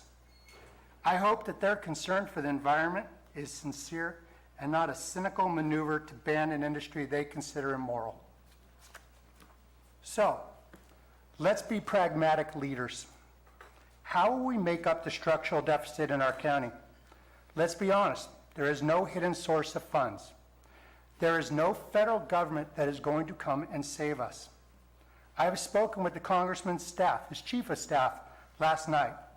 Our congressman is the author on several pieces of legislation that would bar the feds from enforcing their laws on cannabis in the state of California. Attorney General Sessions is not going to make his first move in this arena under the nose of a hostile Republican congressman. Unless Congressman McClintock shows up in these chambers and tells us the cavalry is on its way, flanked by a squad of DEA and a bag of federal cash, I will take him at his work and his legislative history and assume there is no federal help on the way. To think otherwise is a real pipe dream. The reality is we are on our own. Yes, cannabis is illegal federally and legal in California. The battle between states' rights and federal rights is as old as our country. We had our first constitution fail because of this issue, and we fought a civil war because of it.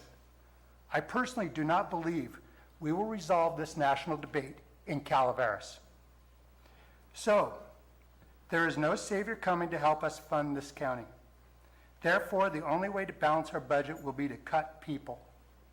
The deficit is about 12% of our county discretionary budget. Cuts will not be even across the board because that does not make sense.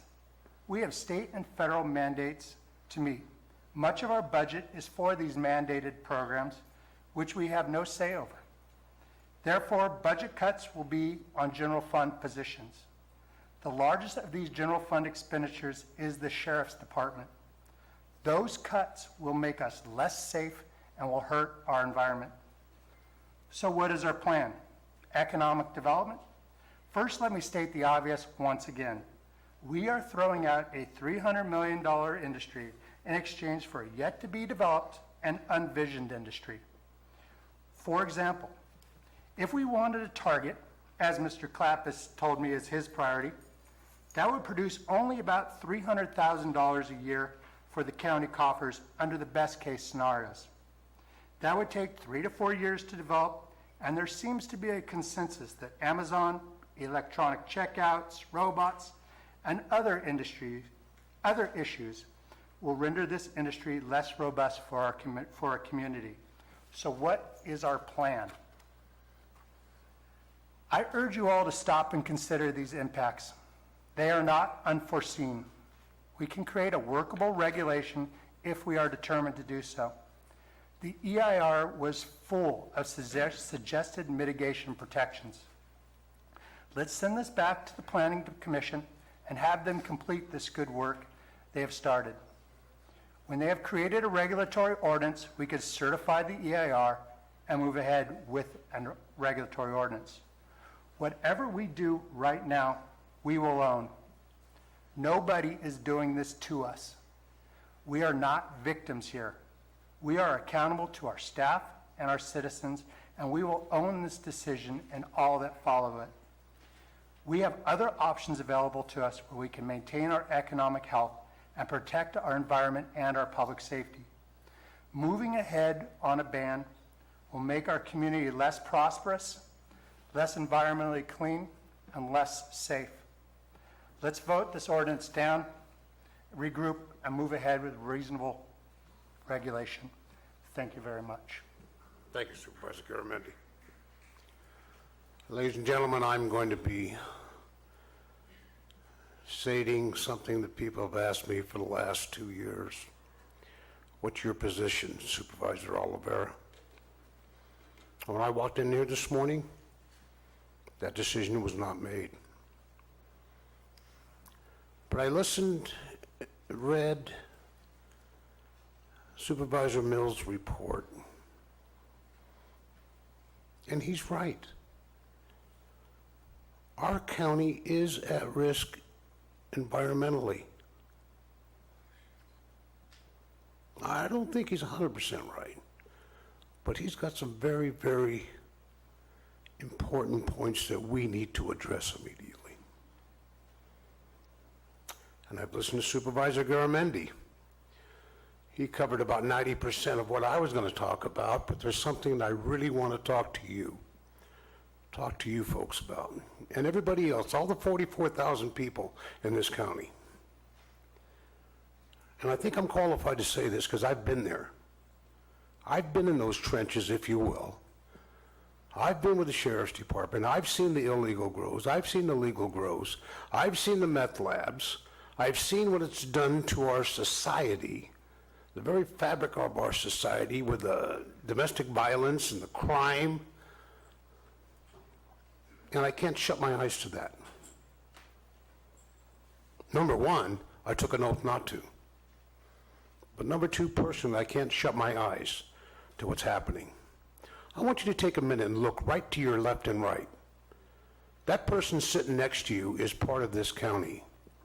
Now, I don't know what their philosophy may be regarding this issue, but I know one thing. I would almost bet that if it comes to their safety, you would raise a hand. You would help. We've seen that in the Butte Fire. We've seen that in our storm damage. We've seen that in this county more times than I have experienced. We have a good county.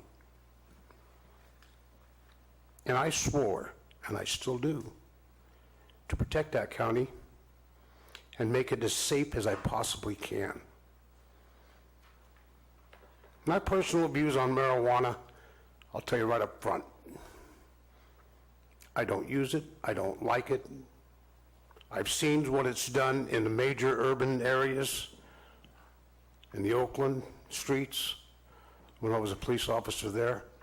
And there was other things involved. It wasn't just marijuana. It was heroin. It was psychedelics. It was everything. But I saw what happened down there. Take a look at what's going on in the urban areas right now, folks. I'm not going to let that happen in Calaveras County.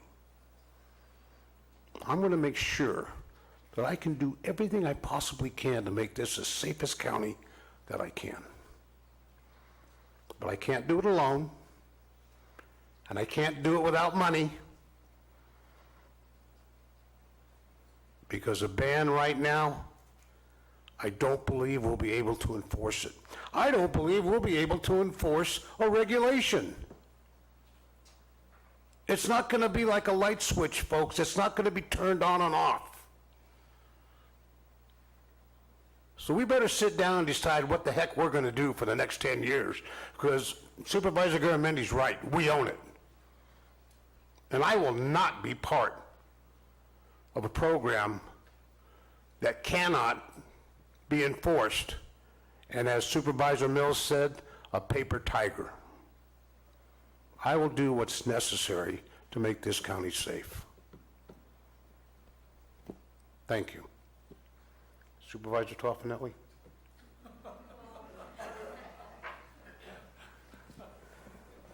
Can I abstain? Go ahead and follow that one. Well, I guess it's time. I'm the guy everybody's been waiting to hear. Obviously, everybody feels that it's 2 and 2, and I've been called the swing vote here. And you know, I've got several things to say before I get into some of the specifics. You know, I've sat here for the last 10 months as this thing has gone on, and there's been many comments by many people on the length of it and what's been happening. But I'll tell you what, just from this side of the diocese and with this board here, other than a lot of things that are going on, this board, through all of everything that's happening, has always strived to do the things to protect the county, whether it's through the EIR or anything else. When it comes to this issue, to get here, it may seem like a long time, but this board together as a whole, even though they're divided, obviously, we're divided on this issue, has maintained the fact that we need to do the process, whatever it takes, in order to protect this county. So I commend all of them, even on the stands that they have, for what they have done to this point. And it's been a long time to get here. You know, and I wrote several things over the course of the last couple of months, and even the break between last week when we had this week, to summate all of my thoughts. I had a lot to think about. And, you know, what I want to say is, as much as the Butte fire disaster or even the winter storm disasters brought all of us together as a county and as communities, this issue has cut and divided us completely, this one single issue. As I sit here today, and I sit here last week and other weeks, I look out in the forum out here right now, and I see band people mostly on the right and the pro-grow on the left. Just a complete division as wide as that aisle between them. And it doesn't seem that either side wants to move. Each side has dug a trench. They've drawn a line in the sand, and they're adamant that they are right on what they want to fight for. And to speak of that, we, as Supervisor Oliveira has brought up, we all live in this county. I'm looking at everybody here, and I assume everybody here is a United States citizen. Everybody here is an American, and these are your rights. Sitting here at the local county government, being able to speak your mind at this microphone, and even using some profanities that were used earlier, shows this community and the people that are willing to come out and speak what they feel their rights are and what they feel they stand for. And again, if we were in a lot of other countries, you would not be able to do that. You would be sitting here listening to what you were going to be told, what was going to be done. So we are all living in this county. There's a lot of things for this board to consider on this issue. Whether other board members want to consider all of these issues is up to them. Each one of them are elected separately. We are all supervisors. We are all at the same level. We are trying to protect our districts and our county the best that we can on what we feel our constituents want. There's a lot of these issues cover the budget this board adopted, our staff, local businesses, public safety, health and welfare, fire district, and the public themselves, and also all of the county employees. I've been told by many people that an elected official, I can make everybody mad. I should make everybody mad, and then that's a test of me doing my job. And I don't believe that for a moment. I don't buy into that. I think as supervisors, we have our charge before us is trying to listen to our constituents, listen to the people, and try to make the best informed decision that we possibly can. And a lot of the information that we're informed with is behind closed doors and closed sessions, so the public does not have the ability to hear of some of the items that go into consideration for anything that we deem that we want to take in as part of how we're going to make a decision on something. In my opinion, the urgency order was a disaster, and most would agree. And unfortunately, the county could not keep up with the influx nor the control of what came forward after that urgency order was adopted. There was close to 1,000 applications. To this day, we still not have gone through all of those applications. We have not gone through all of the appeals. It was just overwhelming. And I think that's most of what we're hearing testimony from, was that overwhelmingness of the county and not being able to even get through all of the process for those permits. But even going back and re-inspecting any of the ones that were permitted, they just don't have the staff, they don't have the time to do that. And I think that's part of what happened here and what a lot of people are upset about, because that's most of the calls that I get. Control must be gained. How do we do that? That's up to this board, and how we're going to go forward in trying to gain and let staff the ability to control it.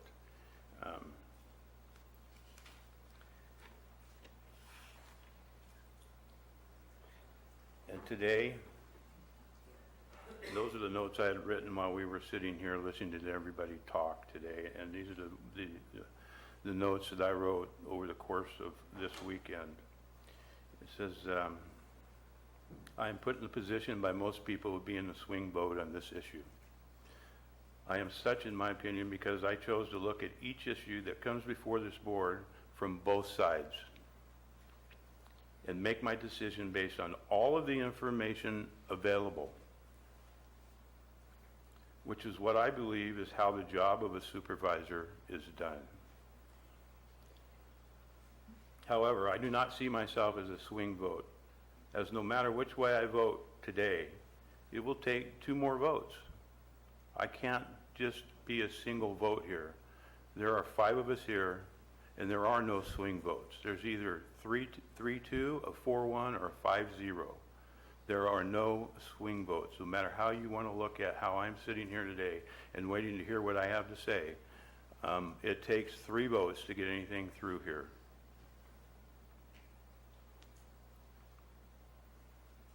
I have stated from the beginning, during my campaign and before the election, and to this day, from January until this day, I have not wavered on anything I've had to say. It does not belong in residential zones, period. I have said that, and I've gained ground on that because more and more people have agreed. It does not belong in residential. That is the basis of what most of everything that we have being complained about is the residential grows.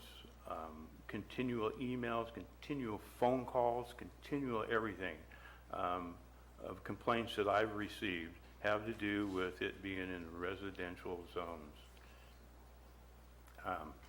I've also stated we should wait to see what the state does, and I haven't wavered from that. I think it's important to see, even the state at this time is supposed to come online in 2 months, and the state is still jockeying on what they're going to do at this time. They have not come completely clean and put out forward a lot of the stuff on their regulations. Over the course of the last 10 months, I've been threatened to be recalled from a pasture standing right here at this podium in this boardroom if I don't vote for a ban. I've been told by many people on the street that I will be recalled if I don't vote for a ban. I've been told, and I've been threatened to be recalled at a meet and greet by a union official, saying that he will have the union pay for the recall signs and start the petition to recall me if I don't vote for regulations. I have been threatened to be recalled by business owners that congregated at a business locally, and one of the owners called me and told me that they were threatening to recall Toffanelli because their business depends on it, on the volume of people coming here and the growers that are here. So their business is dependent on it, and their livelihood does. And I've been threatened by the growers themselves. If I don't vote to regulate, that I will be recalled. So I've been put in a position here that it seems to be backed into a corner.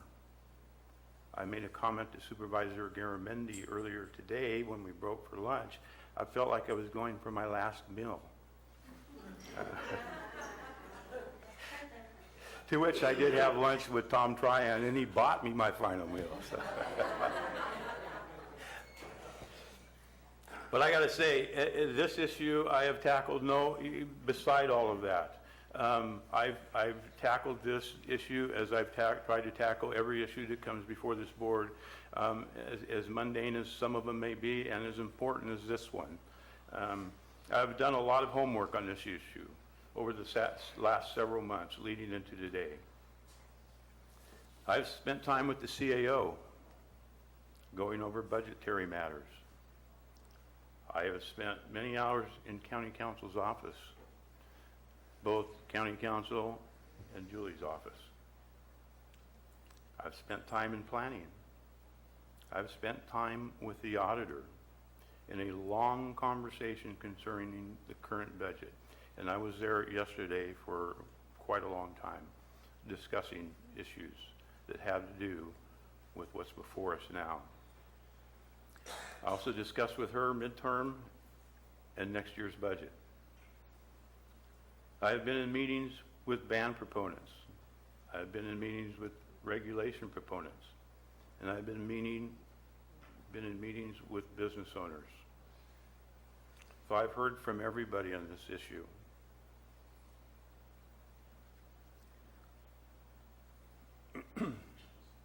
And I'll get on to my thoughts on what the Planning Commission's reports that came to us had to say. It says within the Planning Commission's recommendation, it puts these grows in 3 zones: A1, AP, and GF for the outdoor grows. The planning staff reports that would eliminate 83% of the grows currently. The figures I have put it as even more, as there are only 16, and I got these numbers from planning department as I spent time with Peter and between emails and going over there. There are only 16 in A1. There are 2 in AP and 3 in GF that are permitted as of today. There are 27 in A1, 11 in AP, and 0 in GF that are pending.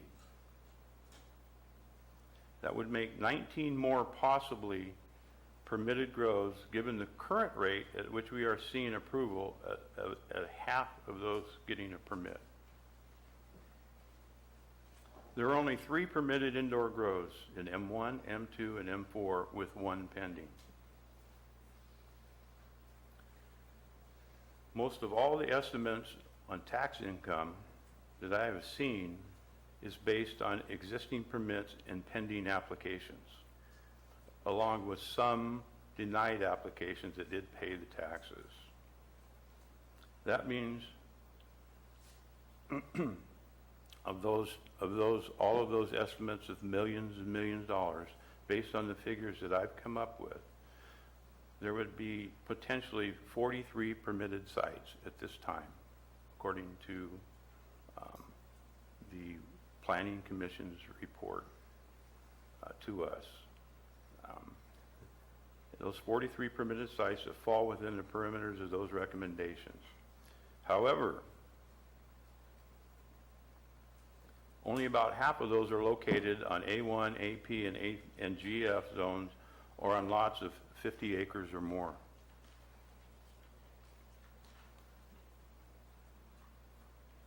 Depending on the canopy sizes of those grows, if they are all half acres, and they're not, the most attainable taxes on the next installment, if any regulation goes forward based on those figures, would only be $946,000, not millions and millions and millions. As a matter of fact, the current budget for 2017-2018 only has $981,359 in it for eradication. So the taxes on those grows wouldn't even amount to what we've allocated at this time for the current budget for eradication. I hear a lot about stiff regulations. Well, let's look what stiff regulations really are. And I brought some reference material with me today, and it's been sitting here all day in front of me. Most people know that I am in the steel industry. I hold a contractor's license, to which I referenced earlier today.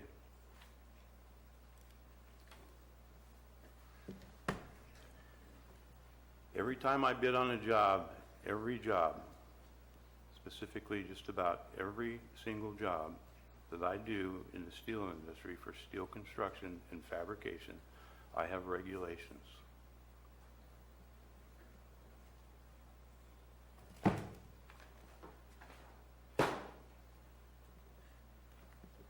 That's for steel fabrication, right there. That's a stack of regulations I face every single day when I go in to do a job and bid on a job. This is a manual for any time I want to go out and do any steel erection in the field. This is the steel AISC. This is the manual. This is the Bible of steel erection and construction. That goes on top of that. Those are regulations. There are regulations this thick for putting a bolt in a hole, and how much torque you can put on that bolt. Every one of these regulations that you see here is tied to an independent laboratory for inspection. Any weld I put on needs to be inspected. Any bolt I put in a hole needs to be inspected. Any piece of material that I use needs to be inspected. You talk about track and trace. The steel industry has been in track and trace for years. Any piece of material that I buy for a specific job has a heat number put on it at the mill where it was made. There's an independent laboratory at each one of those mills continuously during production. At the time that material is made, they produce what's called a material test report, or an MTR. When you buy a piece of steel, it's shipped to your place. There's a heat number on it and a material test report that is shipped with it. You cannot fabricate any iron until an independent inspection laboratory comes out, takes the MTRs, and verifies that material. A lot of jobs, you have to then transfer that heat material. Anytime you cut it up into pieces or use it, you have to transfer that heat material onto that piece of material that you're using, and it stays in place, and it's erected in the field and stays in place in the field in case anything happens to that building. They can go back and trace the little tiniest part that was used and pull up the material test report to find if it failed, if it met the standards that were within the specifications. This is just one job. This is the list of specifications for the job.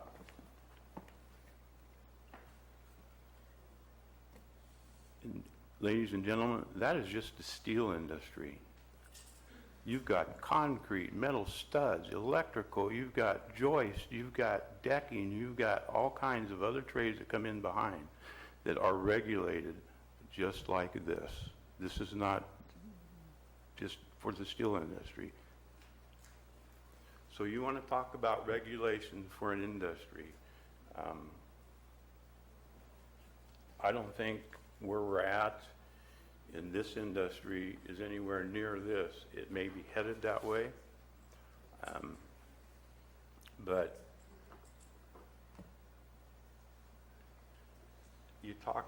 I've heard complaints about just a small list and people come in and testifying about a small list of regulations. There's a lot of people that are most of us are concerned. I've heard from both sides that we're all concerned about the environment.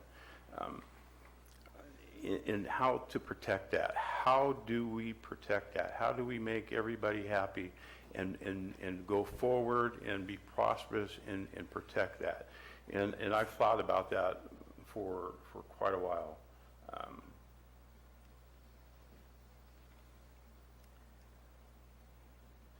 And I too have grave concerns about the environmental problems associated with cannabis, as many have after watching and reading many accounts.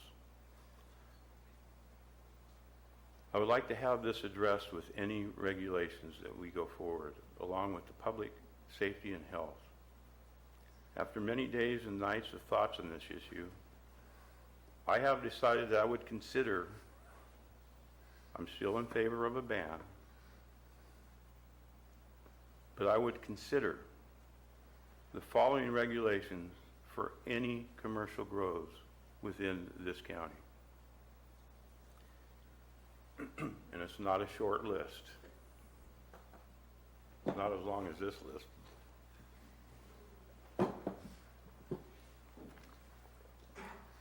And I had many conversations with with many people on this, not only inside council, but some outside council.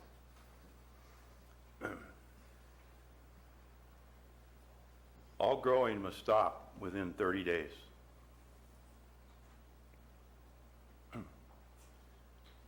Exclude all grows within Rancho Calaveras and any residential zoning. Only permitted and pending applicants would be eligible going forward. Any permitted or pending application at the time of this ordinance is enacted must get a complete, clean bill of health on their current site within 1 year. This includes a soil and water sample that are approved, this includes a soil and water site sample that are approved by the County Environmental Department, and the samples must be taken and analyzed by a county-approved lab paid for by the applicant. And they must have those documentation that their site is absolutely clean through water and soil samples by an independent laboratory prior to applying for a new permit. Existing sites that conform to the above must be re-inspected and submit at their cost soil and water samples from a county-approved lab in order to conform. And I'll get on further on down when talking about existing sites. 1 grow per site, regardless of lot size. 1 grow per property owner or registrant. There must be some form of residence on the site. No tents, no buckets, none of that. There must be some form of a residence on site. There must be 500-foot setback from all property lines.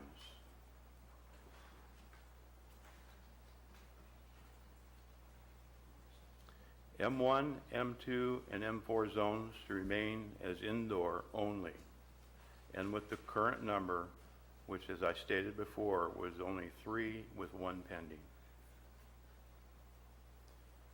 When the state of California comes online with their certified organic program, all grows must be conform to those state regulations. All indoor grows must have air filtration. Any new or existing sites that meet qualifications must have a county-approved lab take grow area soil and water samples. Is there any new or existing sites? Approved lab and take grow area soil and water samples along with soil samples from outside of the grow area for a baseline, and this is paid for by the applicant. These baseline sample data sheets are to be maintained in the application files for future reference. Soil and water samples are to be taken in the grow areas and surrounding areas twice a year. Once in the spring before planting, and once before harvest, and they are to be compared to the current baseline samples that are on your file for the site. These samples are to be paid for by the registrant and conducted only by county-approved labs. These results are to be kept in the applicant's file for future comparison. The county shall inspect the grow sites at least twice yearly for conformity. Any and all fertilizers or pesticides or chemicals are to be housed in a separate building acceptable to county environmental, with all data sheets of the contents posted on the outside of the building. Any illegal substances found would be cause for the permit to be revoked. If any site borders unapproved zones, then a CUP would be required. if any of those zones border residential or any that are outside of that, then you would need to get a conditional use permit. The grow must not be visible from the roadway, including any of the fencing that I'm going to bring up later as we go forward. So your fencing, nothing can be visible from a road. Fencing must be a permanent fence with no plastic, and it must be lockable. I propose a cap of 50 to begin with here now, a cap of total of 50 sites.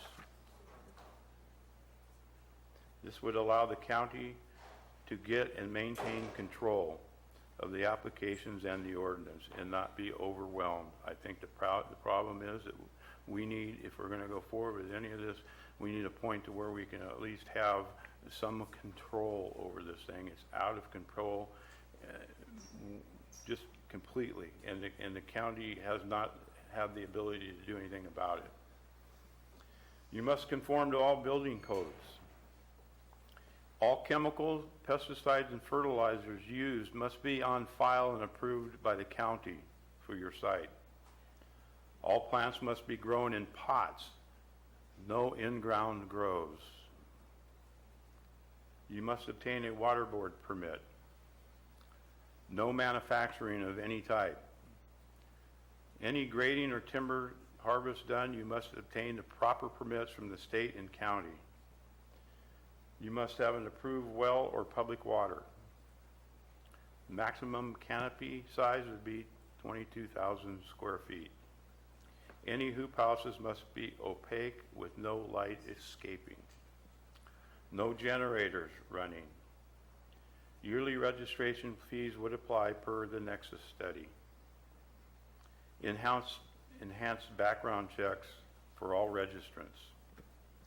You must abide by all state laws. Any site out of compliance during inspection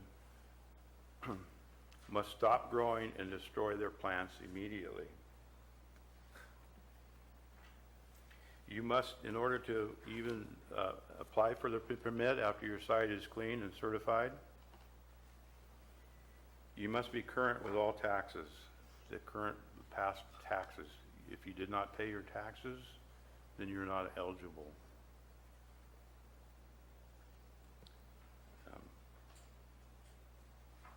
The actual grow site within your lot must have a map showing where the grow site is located, and it must be approved by the county.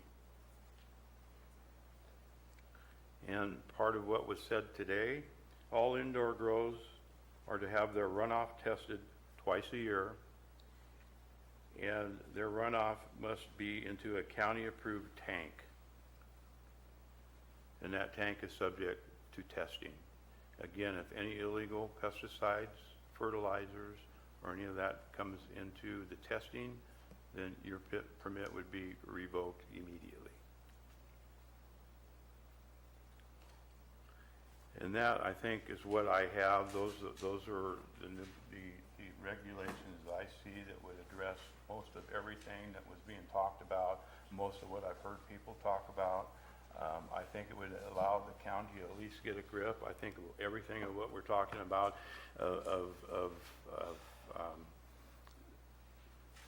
illegal grows in the county not being able to maintain the permitted sites that we have. They're enlarging their sites because they know the county's not going to come back. All relates to the number and the size of what was undated on this county through the urgency order. There was no cap placed on it to begin with, and they were completely overwhelmed, have never come on board since, have never had the opportunity to. They're more interested, they're more undated right now with trying to get through the approval process than they are trying to have manpower to go back and look and inspect any of the permitted sites. And like any other business, you're going to take advantage when you can, I think. But I think that we need to at least stop someplace and say, at least if we have this number and we have these conditions, that we would be able to at least go forward with some control over it. And it would be completely out of residential, and it would address a lot of the issues that I've heard coming forward. Again, I tried to do my homework and listen to everybody and come up with something. I know it's not what everybody is going to be happy with. Again, you know, it's something that maybe this board can work with. I don't know. Thank you, Supervisor Toffenelli. County Council, at this point, do we need to address the EIR issues that was discussed as far as voting, accepting, certifying?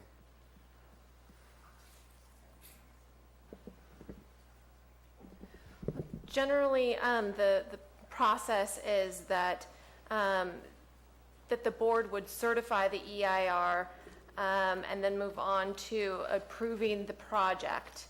I think that generally we would recommend that if the only ordinance that is in front of the board today is the ban ordinance.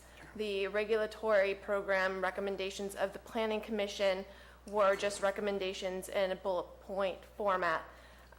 So if, for instance, the board were inclined to direct staff to draft a regulatory ordinance, we would recommend that you not certify the EIR, but rather wait until the project, which it would be the regulatory program ordinance, come forward, and that the EIR be certified at the time that the project description or the project ultimately comes forward for approval.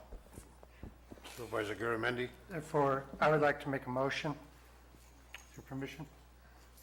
By all means, sir. I'd like to make a motion to return this to the staff and to the Planning Commission using the input provided up here to craft a regulatory ordinance.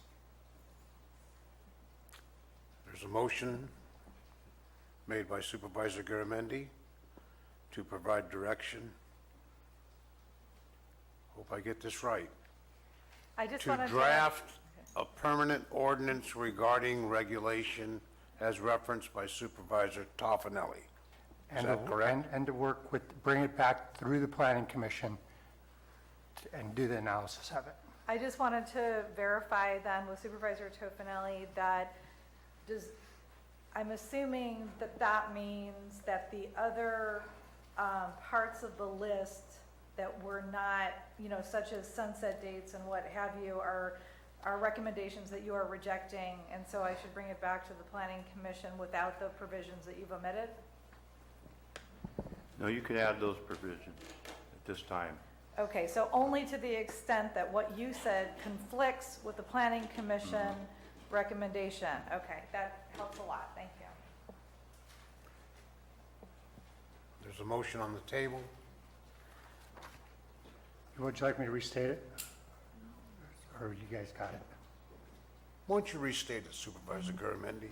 Let's right. make this perfectly clear to everyone. My motion is to send regulation back to the Planning Commission through the staff, taking into consideration the points that have been brought forward today, as well as consideration of the points that are brought forward prior by the Planning Commission, and then present us with an updated regulatory ordinance. Okay? Everybody understand? Council, before asking for a second, do we need to address the agenda item as far as a ban motion, or are we correct in proceeding the way we are now? Certainly, both items are part of this agenda packet, so it would be based on whatever motion is on the floor. Okay, thank you. Having heard that from council, is there a second to Supervisor Garamendi's motion? I would second it, but I'm telling you, I will not vote for anything that doesn't entail all of these, because I feel these are very important and are playing a part to a real regulatory program for this, that everybody can see that it's addressing environmental concerns, the residential. It could be some addition to this if the Planning Commission wants to do that, but when it comes back to us, I just want to make sure that these are the things. I'm not trying. I feel I'm already negotiating to get to this point with these through the thought process I went through and especially using some of the regulatory scheme that I'm under in the business that I'm in and the building construction area, as far as a certified lab is the only entity that can touch any of these soil or water samples at all. And they take them at any place that they need to take them on that site that they feel is pertinent. And they certainly have the expertise in doing it. So I would second it on that. Excuse me a minute, Supervisor. Is that clear direction, staff? Did we get clear direction to? Yes, and hopefully I'll Okay, that's the succeed vote, in- that's the motion, a second. Hopefully I will succeed in translating what is conflictual and what is not. Perhaps I will show Supervisor Garamendi my draft to make sure that everything that he asked for is included before bringing it. I would I'm sorry, direct that sorry, to Supervisor Toffenelli. I will go over it to make sure that everything is included before I present the draft to planning and to the planning I commission. understand. Supervisor Clapp. What I would like to do, since we're gonna be voting on something I haven't really seen, pretty much what Supervisor Toffman said, I agree with. There's some things, my position outside advertisement has always been a sticker with me. I mean, that'd be one of the things I'd like to see. I would like, if we just, I know that I'm gonna get a lot of heat for this, but I would like to have a chance to read it before I actually vote on it. I mean, but to sit there and vote on something right now, I would probably not go along with it. Chair, I would just clarify. Ladies and gentlemen, please, give us some opportunity here to have some clear thinking. Go ahead, counsel. I would just clarify that ultimately, this is just essentially sending it back to the Planning Commission. The board would have every opportunity to review the document before the board ultimately approved it, because this board is the final approving body. So even the Planning Commission, it would just be vetted to the Planning Commission, then it would come back to the board, and so this board will certainly have every opportunity to review the final regulatory ordinance before anything is approved.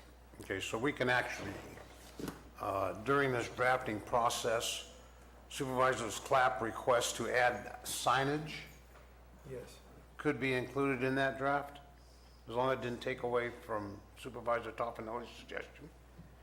Would that be acceptable, sir? Yeah, I'd still like to see, I mean, I'm just uncomfortable making a vote on something I really know about voting on. You'll have the opportunity to vote or abstain. So the Planning Commission has already recommended, one of their recommendations was to maintain the existing rule we have against having any depictions of cannabis, what have you. Yeah, right now, there is no provision for signage is not permitted with cultivation. Julie was getting into the dispensary ordinance, but right now, and I think the commission agreed that we don't want signage, and the whole point of it is so it's not visible from public rights of way. So I think any signage would be prohibited, for cultivation sites. Does that address your issue? Supervisor Mills, you've been waiting. Yes, I have a concern with timelines here. Specifically 1795050 or 1795030C. I know Supervisor Toffenelli had said 30 days. If we move this along, even if it's moved along quickly, it's still going to go beyond the December 31st, 2017 deadline. And what about those pending applications that have not been processed? Will they be able to say, well, we gave you your application and you didn't do the due diligence, so therefore we still have a right to a license under the state? The idea of coming to compliance with in 30 days, I don't see that we have enough time window here to work with to get it done before December 31st, 2017. Correct me if I'm wrong, though, according to the new state laws, after December 25th or January 1st, or whenever it is they come online, you do not need, all you need is a county to have regulations. You don't need a permit from the county to get a state permit. Is that my understanding? You don't, the state will issue licenses without waiting for a county permit if the county has a regulatory ordinance that would prohibit that person for that premises from growing there. The state is not supposed to issue the license. Is that clarified? And we do have a ordinance in place until the urgency ordinance expires. Right, and then There's not a vacant, it's not vacant. And I just wanted to ask, I guess I should ask for clarification on, we have the 90 days to shut down under the urgency ordinance right now, that, and it says that when a permanent ordinance is adopted, there's 90 days to come into compliance. So I'm trying to, are you stating, Supervisor Tofinelli, that you wanted that to be changed to 30 days, even though right now we're saying 90 days in our current ordinance? I'm saying that to stop growing. Let me read it. All growing must stop within 30 days after we have the ordinance before us and we adopt this ordinance. I give them up to a year to get a certification of a clean site. Okay, so the remediation portion would be the same as the Planning Commission had recommended, just to stop the growing? Correct. Okay. And a complete bill of health from an outside laboratory submitted to the county for their approval. There's a motion second. Supervisor Clapp, do you wish to comment? I'm sorry. We have a motion and a second. I'm not going to repeat it. I think everybody understands. Council, is there a need for public comment? Although we did have public comment, it's closed. Okay? I'll bring it back to the board for a vote. Mr. Chairman, one request, if Supervisor Tofinelli could send us that. We were writing as fast as we could, but I don't know if we captured it specifically. Thank you. I think Julie might have some of it already, because I had conversations with her about it. Okay. Once again, back to the board for a vote. All in favor indicate by saying aye. Aye. Aye. Opposed indicate by saying no. No. Motion carries 3-2.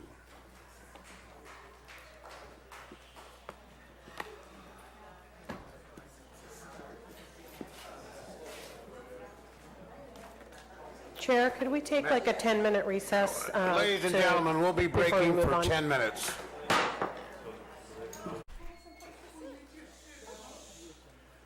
Okay, ladies and gentlemen, oops, microphone, there it is. Thank you very much for coming back. Break's over. At this time, Madam Clerk.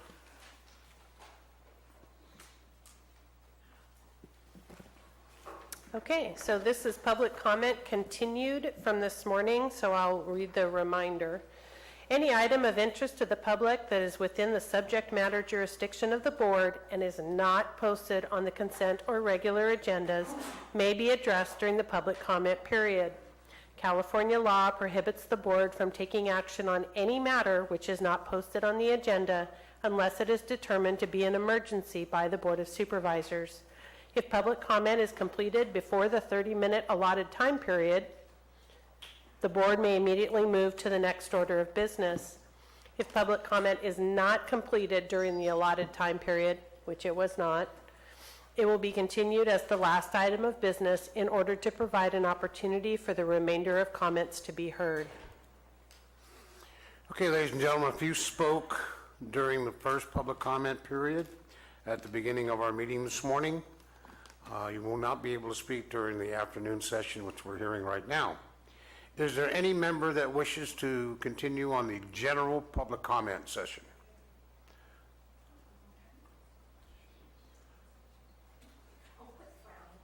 I'm smiling. Yeah, but the one beside you isn't. Oh. And I'll do my disclaimer, he has no idea what's going to come out of my mouth, nor is he responsible. Because he never knows what's going to come out of my mouth. I better be careful, she has to feed me. Okay. Something that has come up in District 4 that came to my attention, and I started looking at it, and I'm going, oh my gosh, we need to fix this. And it actually came up in a planning commission meeting on a cannabis appeal. And it has to do with whether a dog is dangerous or not. In our county, the way our ordinance reads, the only person that can decide if a dog is dangerous or violent is a Superior Court judge. That's it. It is not up to animal control. It is not up to the neighbors. It is a Superior Court judge. And the reason this came up in a cannabis hearing, and I had to speak up, because our planning commission assumed that if our animal control people gave the people a citation, that meant the dog was dangerous, and they were going to rule on it as if the dog was dangerous, and that would have negated their appeal. And so I had to explain to them that in our wonderful county, and Ethan said, you know, we want to wait until after the court, and they couldn't see why. Because in our county, the only person that can do it is a Superior Court judge. Now, this is really, we have a problem where we live with one of these wonderful dogs, which is what got me looking at this ordinance in the first place. But then I made the mistake of answering a phone call from Amy Munson. So now I am part of Justice for CC. And I think part of Justice for CC would be to fix our ordinance also. Thank you. Oh, and another thing. The IHSS workers could really use a raise.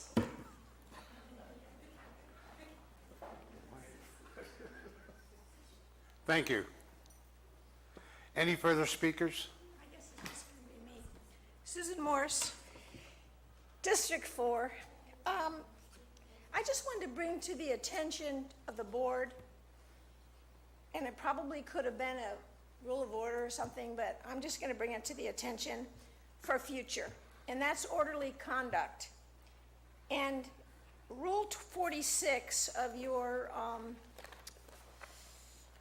Board of Supervisors procedures, it talks about each person who addresses the board shall not make personal, impertinent, slanderous, or profane remarks to any member of the board, staff, or general public. And I would hope that in the future, somehow we stop people from doing that. Because it's very disrespectful in my mind, and it's a violation of your rule. Any person who makes such remarks or who utters loud, threatening, personal, or abusive language or engages in any other disorderly conduct which disrupts, disturbs, or otherwise impedes the orderly conduct of any board meeting shall, at the discretion of the board chair or the majority of the board, be barred from further audience before the board during that meeting. And that's Government Code 54957.9, and that's also Rule 46. So I know in the last couple meetings there's been utterances and comments that should not have been made. And it's disrespectful to all of you and disrespectful to the public. So I'm just asking for future if we could abide by these rules. Noted. Thank you. Any further public speakers? I have a question. Is this for the public comment from the very beginning? This is an extension of the general public comments. I thought so. This morning. I would just like to bring up a discussion that I overheard at one of the grow shops in the area. I'm not going to say which one because I support local businesses. It was just a gentleman that said he was getting ready to buy 3 more properties. I really think that we should avoid something that may lead to more criminal element coming to the area and buying more properties. I really think that all these dangerous chemicals that are we're finding used on cannabis in these illicit operations. This is going one place, to the streets, to the black market, to the same market where heroin and psychedelics are pushed to our children. These dangerous drugs are being pushed to our children under these circumstances, and I really think we need to avoid that. I'm really sorry for my condition right now. I'm getting ready for work. I just like to come in and give my comment while I can. Thank you very much for your commitment. Have a great day. Thank you. Thank you. Any further speakers for general comments on the public speaking? Seeing none, Madam Clerk. Supervisor announcements. In compliance with AB 1234, chaptered as Government Code Section 53232.3D, board members shall provide brief reports on meetings they attended at the expense of the local agency at the next regular meeting of the legislative body. This report is required to include meetings attended for which there has been expense reimbursement, mileage, meals, lodging, etc., but may also, at the board member's discretion, include any other meeting attended by the supervisor on behalf of the county. Supervisor Clapp, would you like to start? Yeah, I've attended no meetings that I've been reimbursed for.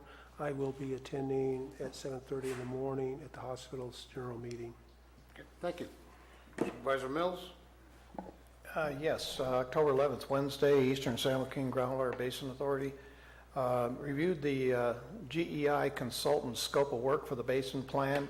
It looks like the group is moving forward with that, and please take the time to look at the Sigma site and see some of the preliminary work that's been input into the proposed plan. I think you'll be very impressed with how far we've come and how quickly we've come with that.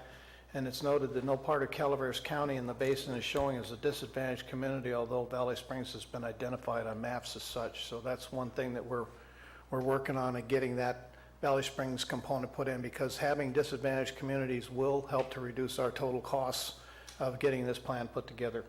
October 12th, Thursday, attended Murphy Sanitary. Plans of moving forward to replace the main sewer line along Highway 4 from Penn Gulch to Mitchler, and initiating some policy changes for the workplace, and board reviewed steps being taken to increase pond capacity for the winter and the status of the treatment plant upgrades. And I see our general manager from Murphy Sanitary is here, and I hope I didn't miss anything important. Monday, October 16th, Calaveras Solid Waste Task Force, discussion on disposal of tree mortality and green waste, changes to Valley Springs recycling, and update on solid waste ordinance provisions. I'll be in Mountain County's meeting in Auburn on Friday with our Delta partners to understand where we can work together in a time of regulatory uncertainty while retaining local control and protecting water rights. And that's all I have. Thank you. Thank you. Supervisor Toffenelli. Thanks, George. He called me Toffinelli instead of Tofinelli. I'll be leaving immediately after this meeting to drive to Sacramento. I will be catching a flight at 5 in the morning to go to San Diego for a LAFCO conference, to which my fellow LAFCO board members have voted me to be the voting member for Calaveras County at that conference. I'll be there until Friday. That is, I've paid for all of it out of my expense, but I probably will be submitting some applications for payment, reimbursement for some of the meals and so forth when I get back. That's all I have. Thank you, sir. Supervisor Garamendi. On Friday, I attended the McCalamy River Association meeting. The topic was same topic we had today, water quality. People were concerned about where things were going. It was a very good meeting, and the Leger Hotel served a lovely lunch. Thank you. Okay. On the 11th, last Wednesday, I attended the Senior of the Year presentation, actually orchestrated by our lovely videographer for the senior groups. Yearly presentation, and I was very proud of our recipients and all the folks that were nominated, and especially the committee that puts that on. And that was at the Tostada Ranch, I believe. down in your district? Joe Dassa, yeah. Great. And that afternoon, I attended the local tree mortality task force. We did not have a meeting on the state level due to the fires, so there was very minimal information that we could report on the local. Although we are having some issues with tree removal up in District 3, and the PG&E trees that their contractors have taken down, but they are making as best progress as they possibly can to get that cleaned up before the rains come.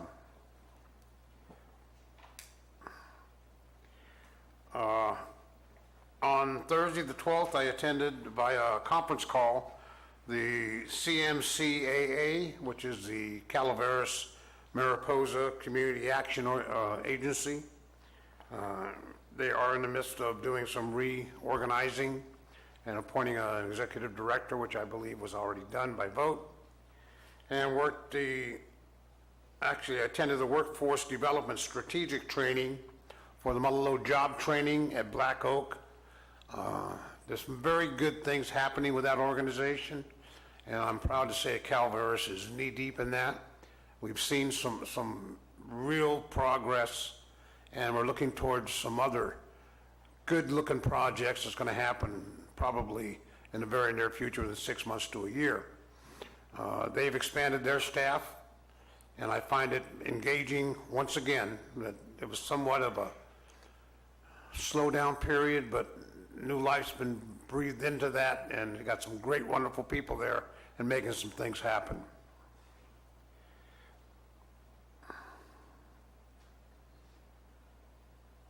I did attend on Sunday the retirement party for Deputy Tom Oldham, and seeing the statute's going to run on that, I can't make any more comments on that party. I attended the Mudlow Job Training Meeting in Sonora on Monday the 16th. Once again, we just spoke briefly about what they're doing as far as our counties here. And I attended the Solid Waste Task Force meeting in Calaveras County for the county that afternoon. There are some issues that are being brought forth regarding Rock Creek and Red Hill, some issues regarding our solid waste program, and what we're doing with our contracts and things of that sort.